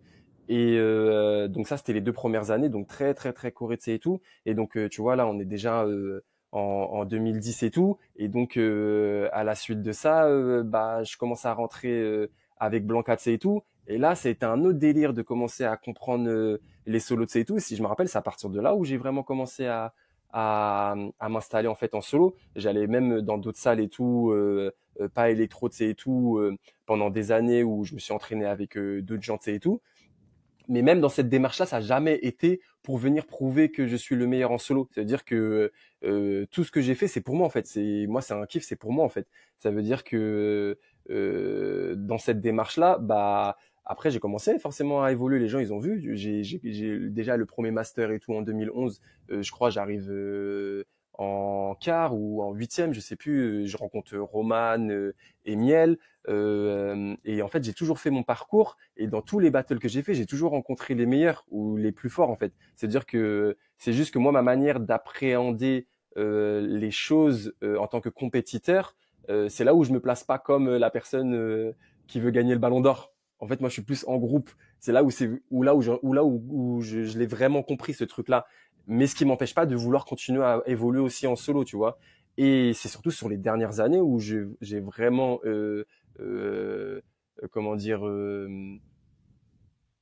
tout le travail que j'ai fait depuis ces années en solo et tout, où ça a commencé à apporter ses fruits. Donc quand j'arrive en battle et tout, quand je danse et tout, je suis plus satisfait de moi, tu sais, et tout, et qui fait que bah tu vois les derniers spires où il y avait des top 8, les move and prove, tu sais, et tout, j'ai toujours été dedans, parce que au bout d'un moment, bah je pense que ça parle ça parle tout simplement dans le cercle en fait quand je danse, tu vois. Mais je suis pas un personnage qui revient en solo comme les autres, parce que tout simplement déjà d'une, je pense qu'on n'est pas trop de la même génération, je fais quand même partie des anciens, tu sais, et tout, et il faut le montrer, il faut aimer ce truc là, tu vois. Ceux qui il y en a, ils le montrent à leur manière, même s'ils sont très doux, tu sais, et tout, tu vois. Il y en a, ils vont le montrer, mais en fait moi c'est pas quelque chose que je montre de ouf, tu vois. Et donc je peux comprendre que il peut y avoir cette grille de lecture là, mais en tout cas moi de comment je le vis, ça m'a ça m'a ça m'a peut-être tiré des balles dans le pied un peu au début et tout, parce qu'il fallait que je trouve ma place et tout. Mais après, à partir du moment où j'ai accepté que, on va dire, moi j'aime bien dire je suis un diesel, bah, que je suis un diesel et qu'il faut que je taffe, je taffe, je taffe et tout, même dans ma manière de travailler, hein. Moi, il faut que je danse vraiment beaucoup, beaucoup, beaucoup, beaucoup pour me sentir à un bon niveau en fait. Et parce que je suis comme ça. Donc, Moi, c'est vrai que moi, c'est pareil, j'aime bien moi performer. Enfin, après, si moi j'aime bien en solo, en fait, j'aime pas trop les solos, j'aime bien si quand je suis en équipe parce que je vais défendre le groupe. Moi, j'aime bien cette idée de collectif, tu vois, ça me fait kiffer, moi. De toute façon, moi, ce qui me fait vraiment kiffer, c'est dès qu'il y a un binôme, c'est que c'est un 2-2, un 3-3 en équipe, tout ça, ça me parle plus, tu vois, en solo, ça me passionne un peu moins, et je pense que c'est aussi pour ça que j'en fais, j'en fais moins, puis peut-être que ma place, elle est moins aussi dans le cercle. Et là, tu disais juste avant que tu avais envie enfin, tu te réentraînais pas mal là, ces derniers temps. Est-ce que, enfin, si je me trompe pas, hein, je crois que tu t'as dit sur la question précédente, en gros que tu essayais juste t'essayer de te renouveler et tout dans ta danse. ouais, Euh, Moi déjà, je trouve que t'as grave progressé, parce que c'est vrai que j'ai toujours un peu observé ce truc-là de me dire, se dire ouais, j'ai toujours l'impression que on l'a toujours vu un peu en dessous des autres, mais je pense que c'est ton approche plus du collectif. Mais franchement, t'as taffé, hein. Franchement, t'as grave merci. taffé. Déjà, moi, quand je suis venu à la salle l'autre jour, parce que en fait, dans les salles, je trouve qu'on voit réellement le niveau des gens. Mais même dans le cercle et tout, genre, il y a de l'info, la coordination, le jeu de jambes, tout ça, c'est grave taffé, tu vois. Genre les entrées, tout ça, tu sens que c'est beaucoup plus à l'aise, tu sens que c'est plus posé dans le cercle, plus affirmé et tout qu'avant.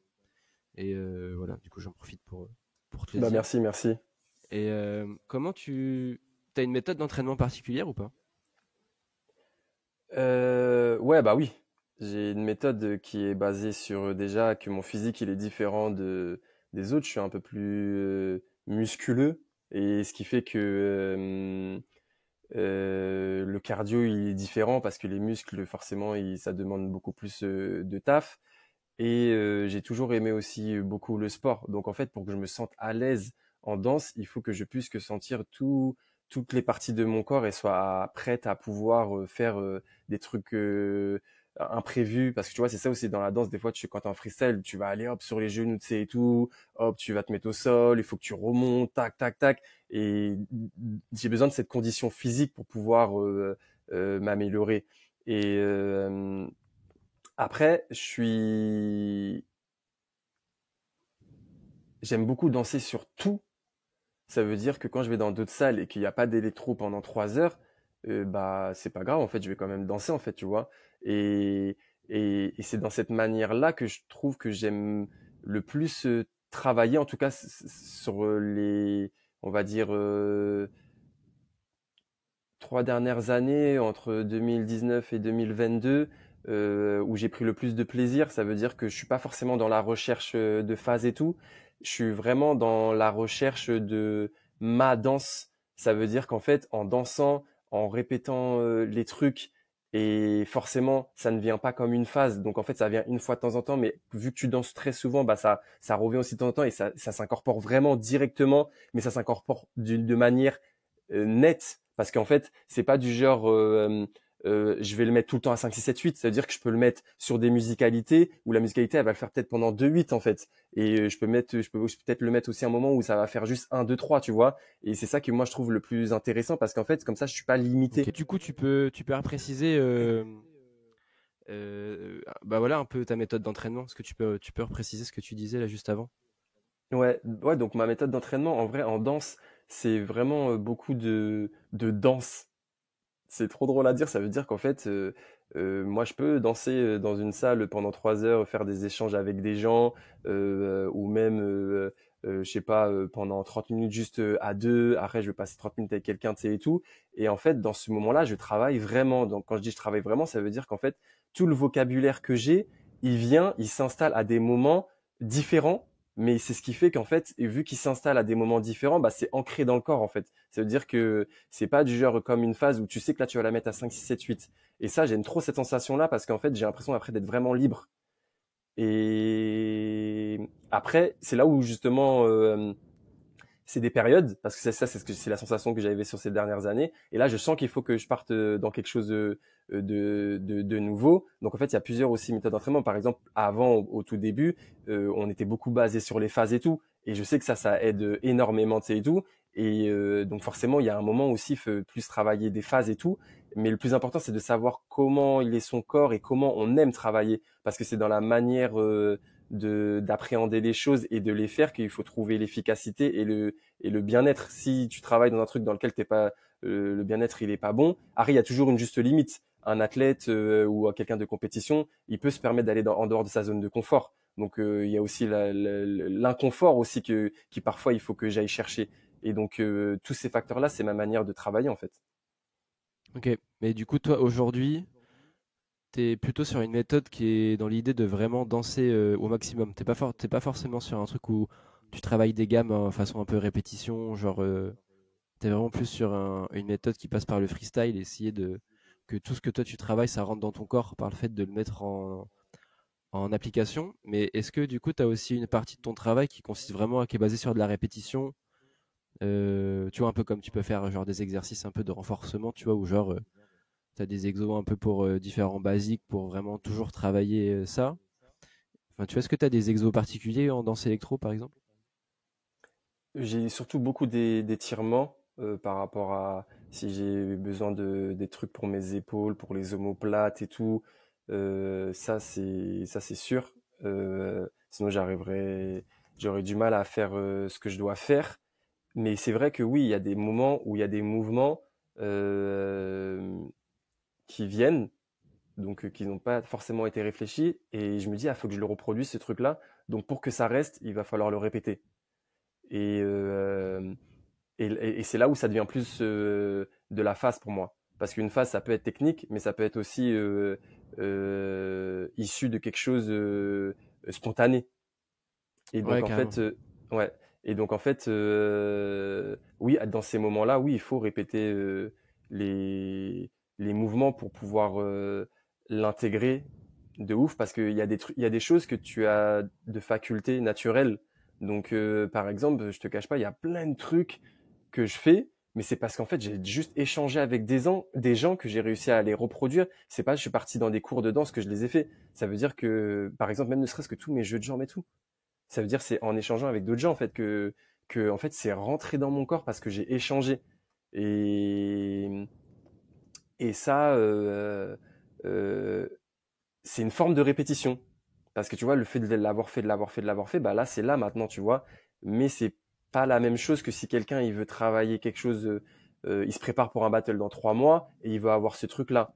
Donc là oui, tu vas plus répéter les trucs sur cette période là en fait. Ça dépend Ouais, aussi ouais. de l'objectif que tu as sur le moment, quoi. Bah, c'est vrai que je trouve que il y a s'entraîner pour soi et développer sa danse. Et j'ai l'impression qu'il y a aussi pour les battles que c'est un entraînement spécifique, quoi. Parce que pour préparer un battle, tu vois, j'ai l'impression que c'est pas le même type d'entraînement quand vraiment tu veux préparer un événement. Je suppose que Non toi, mais t'as deux. Genre, imaginons là, là, je dirais que là, en ce moment, t'es plus sur cette méthode de t'échanges, tu danses, et par rapport à ce que toi, tu sors sur le moment, des choses qui t'intéressent, après, tu vas les travailler. Du coup, tu vas les répéter, genre un jeu de jambes que tu as vu, une descente qui est sortie à un moment que en fait tu savais pas que tu savais la faire ou qui est sortie d'un coup. Tu fais attends, ça c'était cool, du coup peut-être je le répète sur le après pour vraiment que ça rentre, essayer que elles viennent naturellement et que tu puisses le sortir un peu quand tu veux. Imaginons, attends, il y a par exemple il y a un battle électro en octobre. Je dis n'importe quoi. Bien sûr, pour l'instant, il y en a pas. Imaginons tu as un battle électro en octobre, en solo que tu veux faire, comment tu te prépares?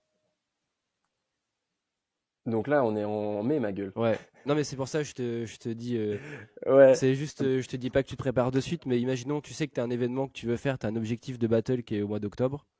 Ouais, bah là, je dirais Euh, tout de suite, là, dans l'immédiat, ce que je ferais, c'est déjà, j'appréhende le truc. Ça veut dire qu'en fait, même s'il y a beaucoup de temps, déjà, quand je vais danser, je vais déjà me mettre dans un mood, ok, là, faut que je garde des choses qui vont sortir. Les choses qui vont sortir, il y a certaines choses qu'il faut que je garde. Euh, pour pas me cramer, je vais pas tout de suite être dans la même préparation que vers l'arrivée ou le milieu. Et donc là, je vais plus être dans, ok, je vais noter, je vais peut-être refaire plusieurs fois les choses pour que au moment où je vais rentrer dans un processus un peu plus dur, ça au moins ça sera déjà acquis. Donc dans un premier temps, il y a ça, et forcément là c'est la créativité. Là c'est la créativité, c'est c'est donc forcément au moment de la créativité, ce qui est cool, c'est que il y a la créativité du mouvement, mais il y a aussi l'inspiration de ce que tu peux voir dehors, des films, un mec comment il a appréhendé un truc juste au resto, toi et ta façon de voir le monde en ouais, fait. ouais, ok. Et en gros, donc là, tu vois, par exemple, tu vois, on est en mai, ça va être ça. Après, juin, les beaux temps et tout, ils vont arriver. Ça se trouve, je vais aller un peu plus en soirée et tout. Je vais kiffer, tu sais, et tout. Je vais quand même danser. Je vais être dans un mood, tu sais, et tout. Je suis professionnel, donc je continue à m'entraîner quand même à côté de ça et tout. Mais je peux le mettre en compte, parce que cet état que je vais trouver en soirée, tu sais, et tout, il va peut-être pouvoir me servir et tout, tu vois. Et bah forcément, il y a les vacances. Chaque athlète, chaque personne faut des vacances. Donc tu vois, il y a un moment, soit juillet, soit août, je fais une pause, tu sais, et tout. Mais par contre, dès que je reviens de la pause, et même moi, vu que je kiffe ça, même ça se trouve, dans les derniers jours de vacances, je commence ma préparation physique. Ça veut Ok. dire, là, je viens, je prépare mon truc, c'est tout. Je recommence à danser pour pas qu'il y ait un décalage entre mon corps qui augmente, mais après, il a du mal parce que il a trop augmenté au niveau physique pour pouvoir avoir des belles lignes, un beau corps, bien se mouvoir et tout, tu vois, pour pas être une brique et tout. Et, euh, et donc là, on rentre dans le concret clairement. Tu vois, on est en septembre, c'est le truc qui est en octobre. Bah là, c'est du genre 4 entraînements par semaine. Si je peux pas faire que des entraînements électro, c'est pas grave, je vais quand même dans d'autres salles, je me la bute. Je fais attention à mon corps de ouf. Je mange archi bien pendant cette période-là. Je c'est en fait, on n'est pas tous dans les mêmes milieux. Ça veut dire que moi, je pense que dans notre milieu, qui utilisons notre corps comme outil de travail et forcément, on doit avoir un bien-être différent pour notre corps. Ça veut dire que moi, ça m'est déjà arrivé à aller faire des trucs de cryothérapie avant des compétitions, tu sais, et tout, pour régénérer le corps, tout ça, faire des massages, tout ça, c'est des choses qui ont un coût. Mais ce coût-là, normalement, c'est un truc qui doit être compris dans notre manière de travailler, en fait. Ça veut dire qu'en fait, ça, c'est des trucs que je vais faire aussi. Que je vais faire. Si je dois aller voir un ostéo, tu sais, et tout, que je dois le payer de ma poche, je vais le payer. Je vais vraiment faire attention à mon corps et sans retirer aussi les moments de plaisir. Ça veut dire que si tu fais archi attention à ton corps comme ça et que tu arrives à saturation, il faut aussi à chaque fois une balance. Et c'est là où, au niveau de la compétitivité, on n'est plus pareil. Parce qu'en fait, il y en a, ils arrivent au niveau de la compétition, à arriver à un moment, ils vont se mettre là, dans le mal, de ouf, de ouf, de ouf, de ouf, et ils vont réussir à le tenir. Mais tandis que ceux qui sont là, qui vont essayer d'arriver là, au bout d'un moment, carrément, tellement, ils vont faire n'importe quoi, ils vont se blesser, et hop, ils vont devoir repartir de là. Donc, il faut une juste balance, tu vois. Et donc, ouais, sur ces derniers instants-là, faut vraiment faire attention à son corps, le bien-être, faire des massages. Il n'y a pas que la cryo, hein. Tu peux faire du hammam, du sauna. En tout cas, être bien cardio. Et au niveau de la danse, se sentir que là, ça arrive bientôt et que du genre, t'as bien tes trucs et tout. Et voilà, quoi. C'est ça la méthode, hein. Moi, ma méthode. Toi, tu vas nager un peu ou pas? Non, Non? Ok. C'est pas j'aimerais mal la bien, mise. j'avoue. Ouais, je Ouais, sais, ouais.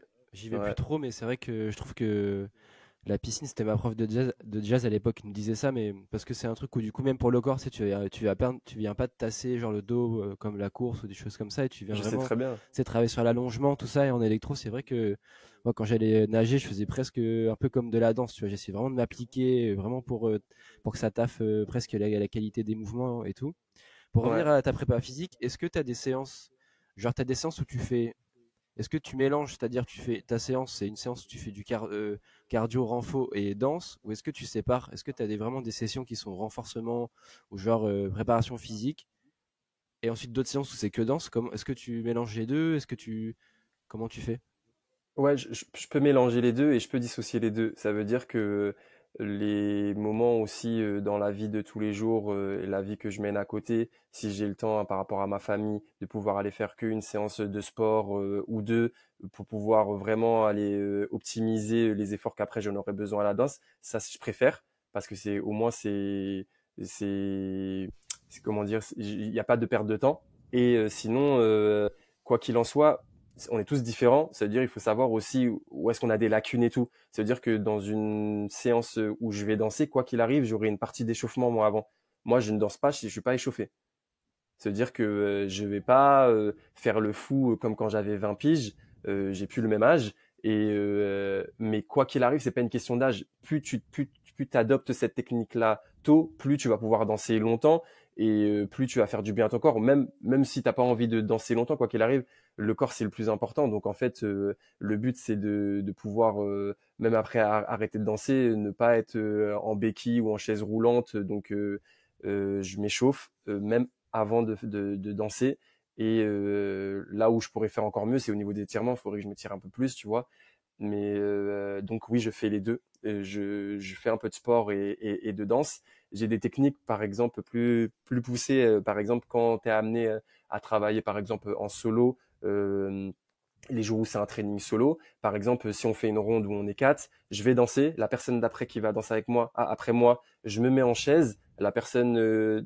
d'encore après, je vais faire par exemple du gainage. Et la personne qui danse juste avant moi, bah là, je vais reprendre mon souffle et tout. Je vais laisser un passage et après, je vais redanser. Tu vois, comme ça fait un cercle. Il y a ça et ça dépend aussi le niveau de où est-ce que j'en suis physiquement. Si par exemple physiquement je suis au top, je suis une machine, je vais te dire que par exemple là donc j'ai dansé. Le truc d'après, je vais te faire un gainage, mais un gainage plus poussé, un peu plus difficile. Et si mon gainage, ça va être comme mon repos déjà dans la tête. C'est-à-dire comme mon repos, donc je suis dans la difficulté, mais je suis en repos. Dès que la personne elle a fini de danser après moi, donc ça on passe à l'autre personne. Là par exemple, je vais pouvoir te faire des burpees. C'est-à-dire je vais repousser le cardio. Et après, la dernière personne qui danse juste avant moi, là, je redescends. Mais là, c'est vraiment quand je suis super bien physiquement, tu vois. Ok, ah, c'est intéressant ça. C'est vrai que j'avais pas forcément pensé à ça, mais ça me fait penser un peu à, tu sais, quand tu fais en mode CrossFit, un peu, genre quand tu fais des circuits, tu vois, genre t'enchaînes un Ouais, peu différents exos.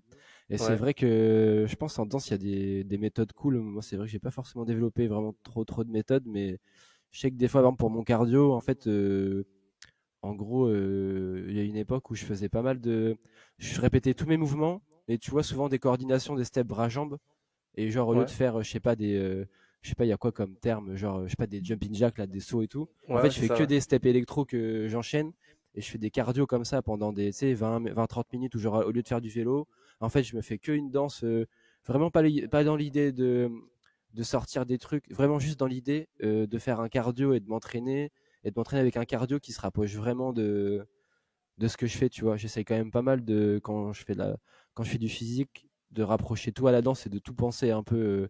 Genre des fois, j'essaye de faire j'avais commencé à penser des abdos, mais avec des mouvements d'électro. Tu vois, ou par exemple, tout ce qui est un peu oblique, tu les fais avec des rafales. Tu Mhm. vois, d'essayer d'adapter comme ça même, comme genre en mode étirement ou échauffement. Tout ce qu'on a nous, on a appris au conservatoire, on l'a transformé où au lieu de faire des bras un peu classiques, bah, en fait, on envoie des rotors et en fait, on vient réadapter plein de choses pour vraiment faire un travail spécifique sur quoi que tu fasses, ça vient t'apporter à Ouais. ta danse. Il y a pas mal de choses comme ça. Et est-ce que toi, je rebascule plutôt sur l'aspect préparation niveau danse, est-ce que tu as des exos? Tu utilises des exercices pour développer ta danse? Ouais, de ouf. Bah, Je sais pas si tu peux en franchement, donner deux, trois, tu vois, sans tout dire, mais si t'as, je sais pas, deux, trois exos que ouais. tu kiffes bien faire. En fait, il y a, tu sais, les basiques. Les basiques, ma gueule, c'est, tu vas danser. On va partir sur un basique tout simple. Juste, tu danses. Ok, j'ai dansé face à toi. Vas-y, bah, danse de dos, s'il te plaît. Ok, t'es de dos, bah, t'es debout. Vas-y, danse de dos par terre. Ok. Après, de là, en fait, tu vas te retrouver dans des situations, en fait, tout simplement, qui fait que tu n'utilises pas ton corps pareil. Et forcément, si tu danses de dos face à une personne, mais que tu veux lui montrer comment tu danses, tu vas devoir adapter. Donc, forcément, tu es déjà en train de travailler quelque chose, en fait. Et donc, en fait, déjà, l'environnement autour de soi, donc où est-ce qu'on est dans la salle et tout avec les personnes. Déjà, juste ça, c'est un basique comme aussi nos basiques. Hmm. Nos basiques, on a les haircuts, ok, on a les rotors, on a les pointing, on a le touch and go. Tous ces basiques-là, en fait, euh, normalement, c'est fait pour que tu puisses les développer. Donc oui, il y en a beaucoup qui les ont développés et tout, mais je pense que si on cherche à travailler des choses, prends un basique de base, essaye de voir où est-ce que tu peux l'emmener en fait. Donc il y a ça, ouais. Ok. Ah, c'est intéressant. En fait, j'ai l'impression que moi, j'aime beaucoup le sport et tout ça. Et j'ai l'impression que tu essayes vraiment quand tu danses, faire attention à essayer de reproduire à l'entraînement chaque situation dans laquelle tu vas pouvoir être confronté. Par exemple, je prends l'aspect battle, mais ça peut être création, n'importe quoi. Mais je pense que tu essayes vraiment de reproduire chaque situation qui peut se présenter à toi, tu vois. Je disais, ouais, j'ai l'impression que tu essayes vraiment de reproduire chaque situation enfin, d'imaginer chaque situation qui peut se présenter à toi quand tu es vraiment en mode performance. Et vraiment que tu as vraiment ce truc-là dans ton entraînement. Je trouve que ça, c'est un truc que les sportifs ils font pas mal, un peu une espèce de préparation mentale, tu vois. Où en fait, tu essayes d'avoir déjà vécu à l'entraînement toutes les situations qui peuvent être possibles, quoi, et imaginables en tout cas. Ouais, bah après c'est ma méthode. Ça veut dire que le plus important c'est de s'écouter et de comprendre son corps, tu vois. Ça veut dire que comme tu as dit, toi tu as vu, à un moment tu pensais à faire des choses et tout. Et moi je trouve que c'est ce qui se rapproche aussi du parce qu'il y a aussi la réalité de la musique électro. Donc là, si on parle sur de l'électro, tu sais, et tout, euh, ceux qui n'appréhendent pas leur travail avec le même rythme que sur lequel on danse, il va y avoir toujours un fossé en fait. Donc en fait, je me base aussi bah, sur notre support. Ouais, c'est pas faux. Et c'est vrai que, du coup, toi, est-ce que quand tu fais de la prépa physique, tu fais sur musique électro? Pas forcément, mais parce que après j'ai une montre qui me dit mes BPM jusqu'à où je vais. Donc tu vois, si je suis toujours au-dessus de 130 BPM, ça va, c'est bon. Mais par contre, parce que la musique électro c'est 128. Ok. Donc en fait, si tu es en dessous, c'est bizarre, déjà, pour commencer. Et après, par exemple, quand je vais danser, des fois je danse aussi avec ma montre pour voir je monte jusqu'à où. Je peux monter jusqu'à 198 en rythme cardiaque. Ça veut dire qu'en fait, tu vois, déjà, il y a 60 BPM d'écart. Et c'est dans cette zone-là, en fait, que j'essaye de travailler, en fait, au-dessus de 130 et jusqu'à où est-ce que j'ai été au max, en fait. Ok. Et du coup, est-ce que toi, tu fais un travail un peu de data, enfin, à ton niveau, mais je veux dire, tu vois, genre, parce qu'aujourd'hui, dans le sport de haut niveau, il y a quand même vachement ce truc de statistiques, de data, de voir un peu niveau cardio sur une séance, comment ça se fait, les pics, ton niveau de récup. Est-ce que c'est des choses que tu travailles un peu ou est-ce que tu utilises un peu ça, ces trucs de data ou pas du tout? En fait, j'utilise ma montre. J'utilise ma Yes. montre et j'arrive à danser électro avec, donc ça m'aide. Ça veut dire que je peux voir lors des entraînements qu'est-ce que j'ai utilisé comme pic de battement de cœur, combien de calories aussi j'ai utilisé, tu sais, et tout. Parce que ça, en fait, c'est une donnée qui est trop bien parce que si tu es sur une semaine où tu es en résidence et que à la fin de chaque journée, tu vois que tu as niqué 2000 calories, mais que tu dis, faut pas que trop tu manges, parce que dans notre esprit, on dit faut pas trop manger, mais ma gueule, si tu as utilisé 2000 calories dans la journée, tu peux manger 1500 calories et tu vas te rendre compte que bah, tu seras bien content de manger pour 1500 de calories parce qu'en fait, il faut savoir qu'est-ce qu'on dépense pour pouvoir aussi mettre dans notre corps, tu vois. Et donc, ouais, c'est une habitude que j'ai pris de ouf, mais à mon niveau, quoi, tu vois, et ça m'aide en fait, ouais. Ah, c'est intéressant. Et tu l'as fait dans les battles, t'as fait aussi ça ou pas? T'as déjà fait des Non, battles avec ta montre, genre où du coup tu regardes vraiment ce que t'as pu consommer, etc. Non, pas du tout. non, j'avoue que Battle, j'aime bien être vraiment à l'aise. Je retire Ok. mes bagues, je retire tout, tu vois. Donc, j'ai pas ma montre. Mais c'est différent parce que le jour de la compétition, quoi qu'il en soit, je suis pas à la recherche de savoir. Euh, c'est différent. Après, on reste dans le milieu artistique. Là, tu vois, on a beaucoup développé un peu en mode des manières. Ça ressemble un peu à du sport et tout. Mais c'est parce que j'ai adopté cette technique-là qui m'est familière, avec laquelle je suis bien. Mais le plus important aussi, ça reste de comprendre ce qu'on fait. Oui, on fait du sport, mais de l'art aussi. Donc, en fait, le jour du battle et tout, il y a l'osmose de la salle. Il y a voir aussi ce que les gens en face font, ne font pas. Tu vois, on n'est plus des robots. Je vais pas être sur ma montre. Donc en fait, cette dimension-là, c'est un peu l'apothéose, comme si t'es en spectacle, tu vois, tu sais que ce soir-là, tu vas te lâcher, tu sais, et tout, t'as ta scène et tout, et limite après, bah, en fait, même tu vas boire une petite bière, parce que tu sais qu'en fait, t'es plus dans l'effort de ce que t'as fourni avant. Là, c'est le moment où tu peux relâcher. C'est la fin de la compétition, en Ouais, fait, tu ouais. vois, ça y est. Non, mais bien sûr. Non, mais totalement. C'est sûr que je suis totalement avec toi. C'est vrai que là, on a pas mal développé l'aspect sportif, mais parce que après, je connais pas forcément tout le monde. Peut-être Jérôme, je sais pas si Jérôme, enfin Goku, il a un délire un peu pareil, je sais pas trop. Mais je sais que toi, j'ai souvent vu des stories, tu vois, où il y a niveau sport et tout, t'es quand même quelqu'un qui se la donne et tout ça. Donc c'est pour ça que c'était intéressant j'avais envie de parler de ça avec toi. Et aussi, c'est que je trouve que pour réussir à se lâcher, pour justement que le jour même, il y ait une espèce de magie qui se passe avec le lieu, les gens et tout, je pense qu'il faut. En fait, ça se crée aussi, je pense, par le bien-être qu'on a. Et je pense que le fait, par exemple, bah, de faire attention à ce que tu vas manger, je pense que qu'est-ce que tu as fait les derniers jours avant le battle, c'est pas se priver à rien faire. Je pense que c'est la bonne balance entre, bah, c'est ça, tu vois, c'est être bien préparé, être bien frais. En même temps, faut pas non plus trop se priver parce que tu peux être un peu frustré. Donc c'est jouer avec tout ça. Mais c'est aussi être bien prêt. Tu vois, si physiquement t'es prêt, bah, ton corps il est beaucoup plus disponible. Du coup, bah aussi quand tu vas te lâcher, tu vas pouvoir aussi aller plus loin. Peut-être que du coup, quand tu lâches un saut qui vient de je ne sais où, bah, vu que t'es bien prêt, bah il va être bien péchu. Tu vois, genre les moments où le battle il monte en intensité, bah vu que toi t'es prêt, tu vas pouvoir y répondre du mieux possible quand t'as des pachages supplémentaires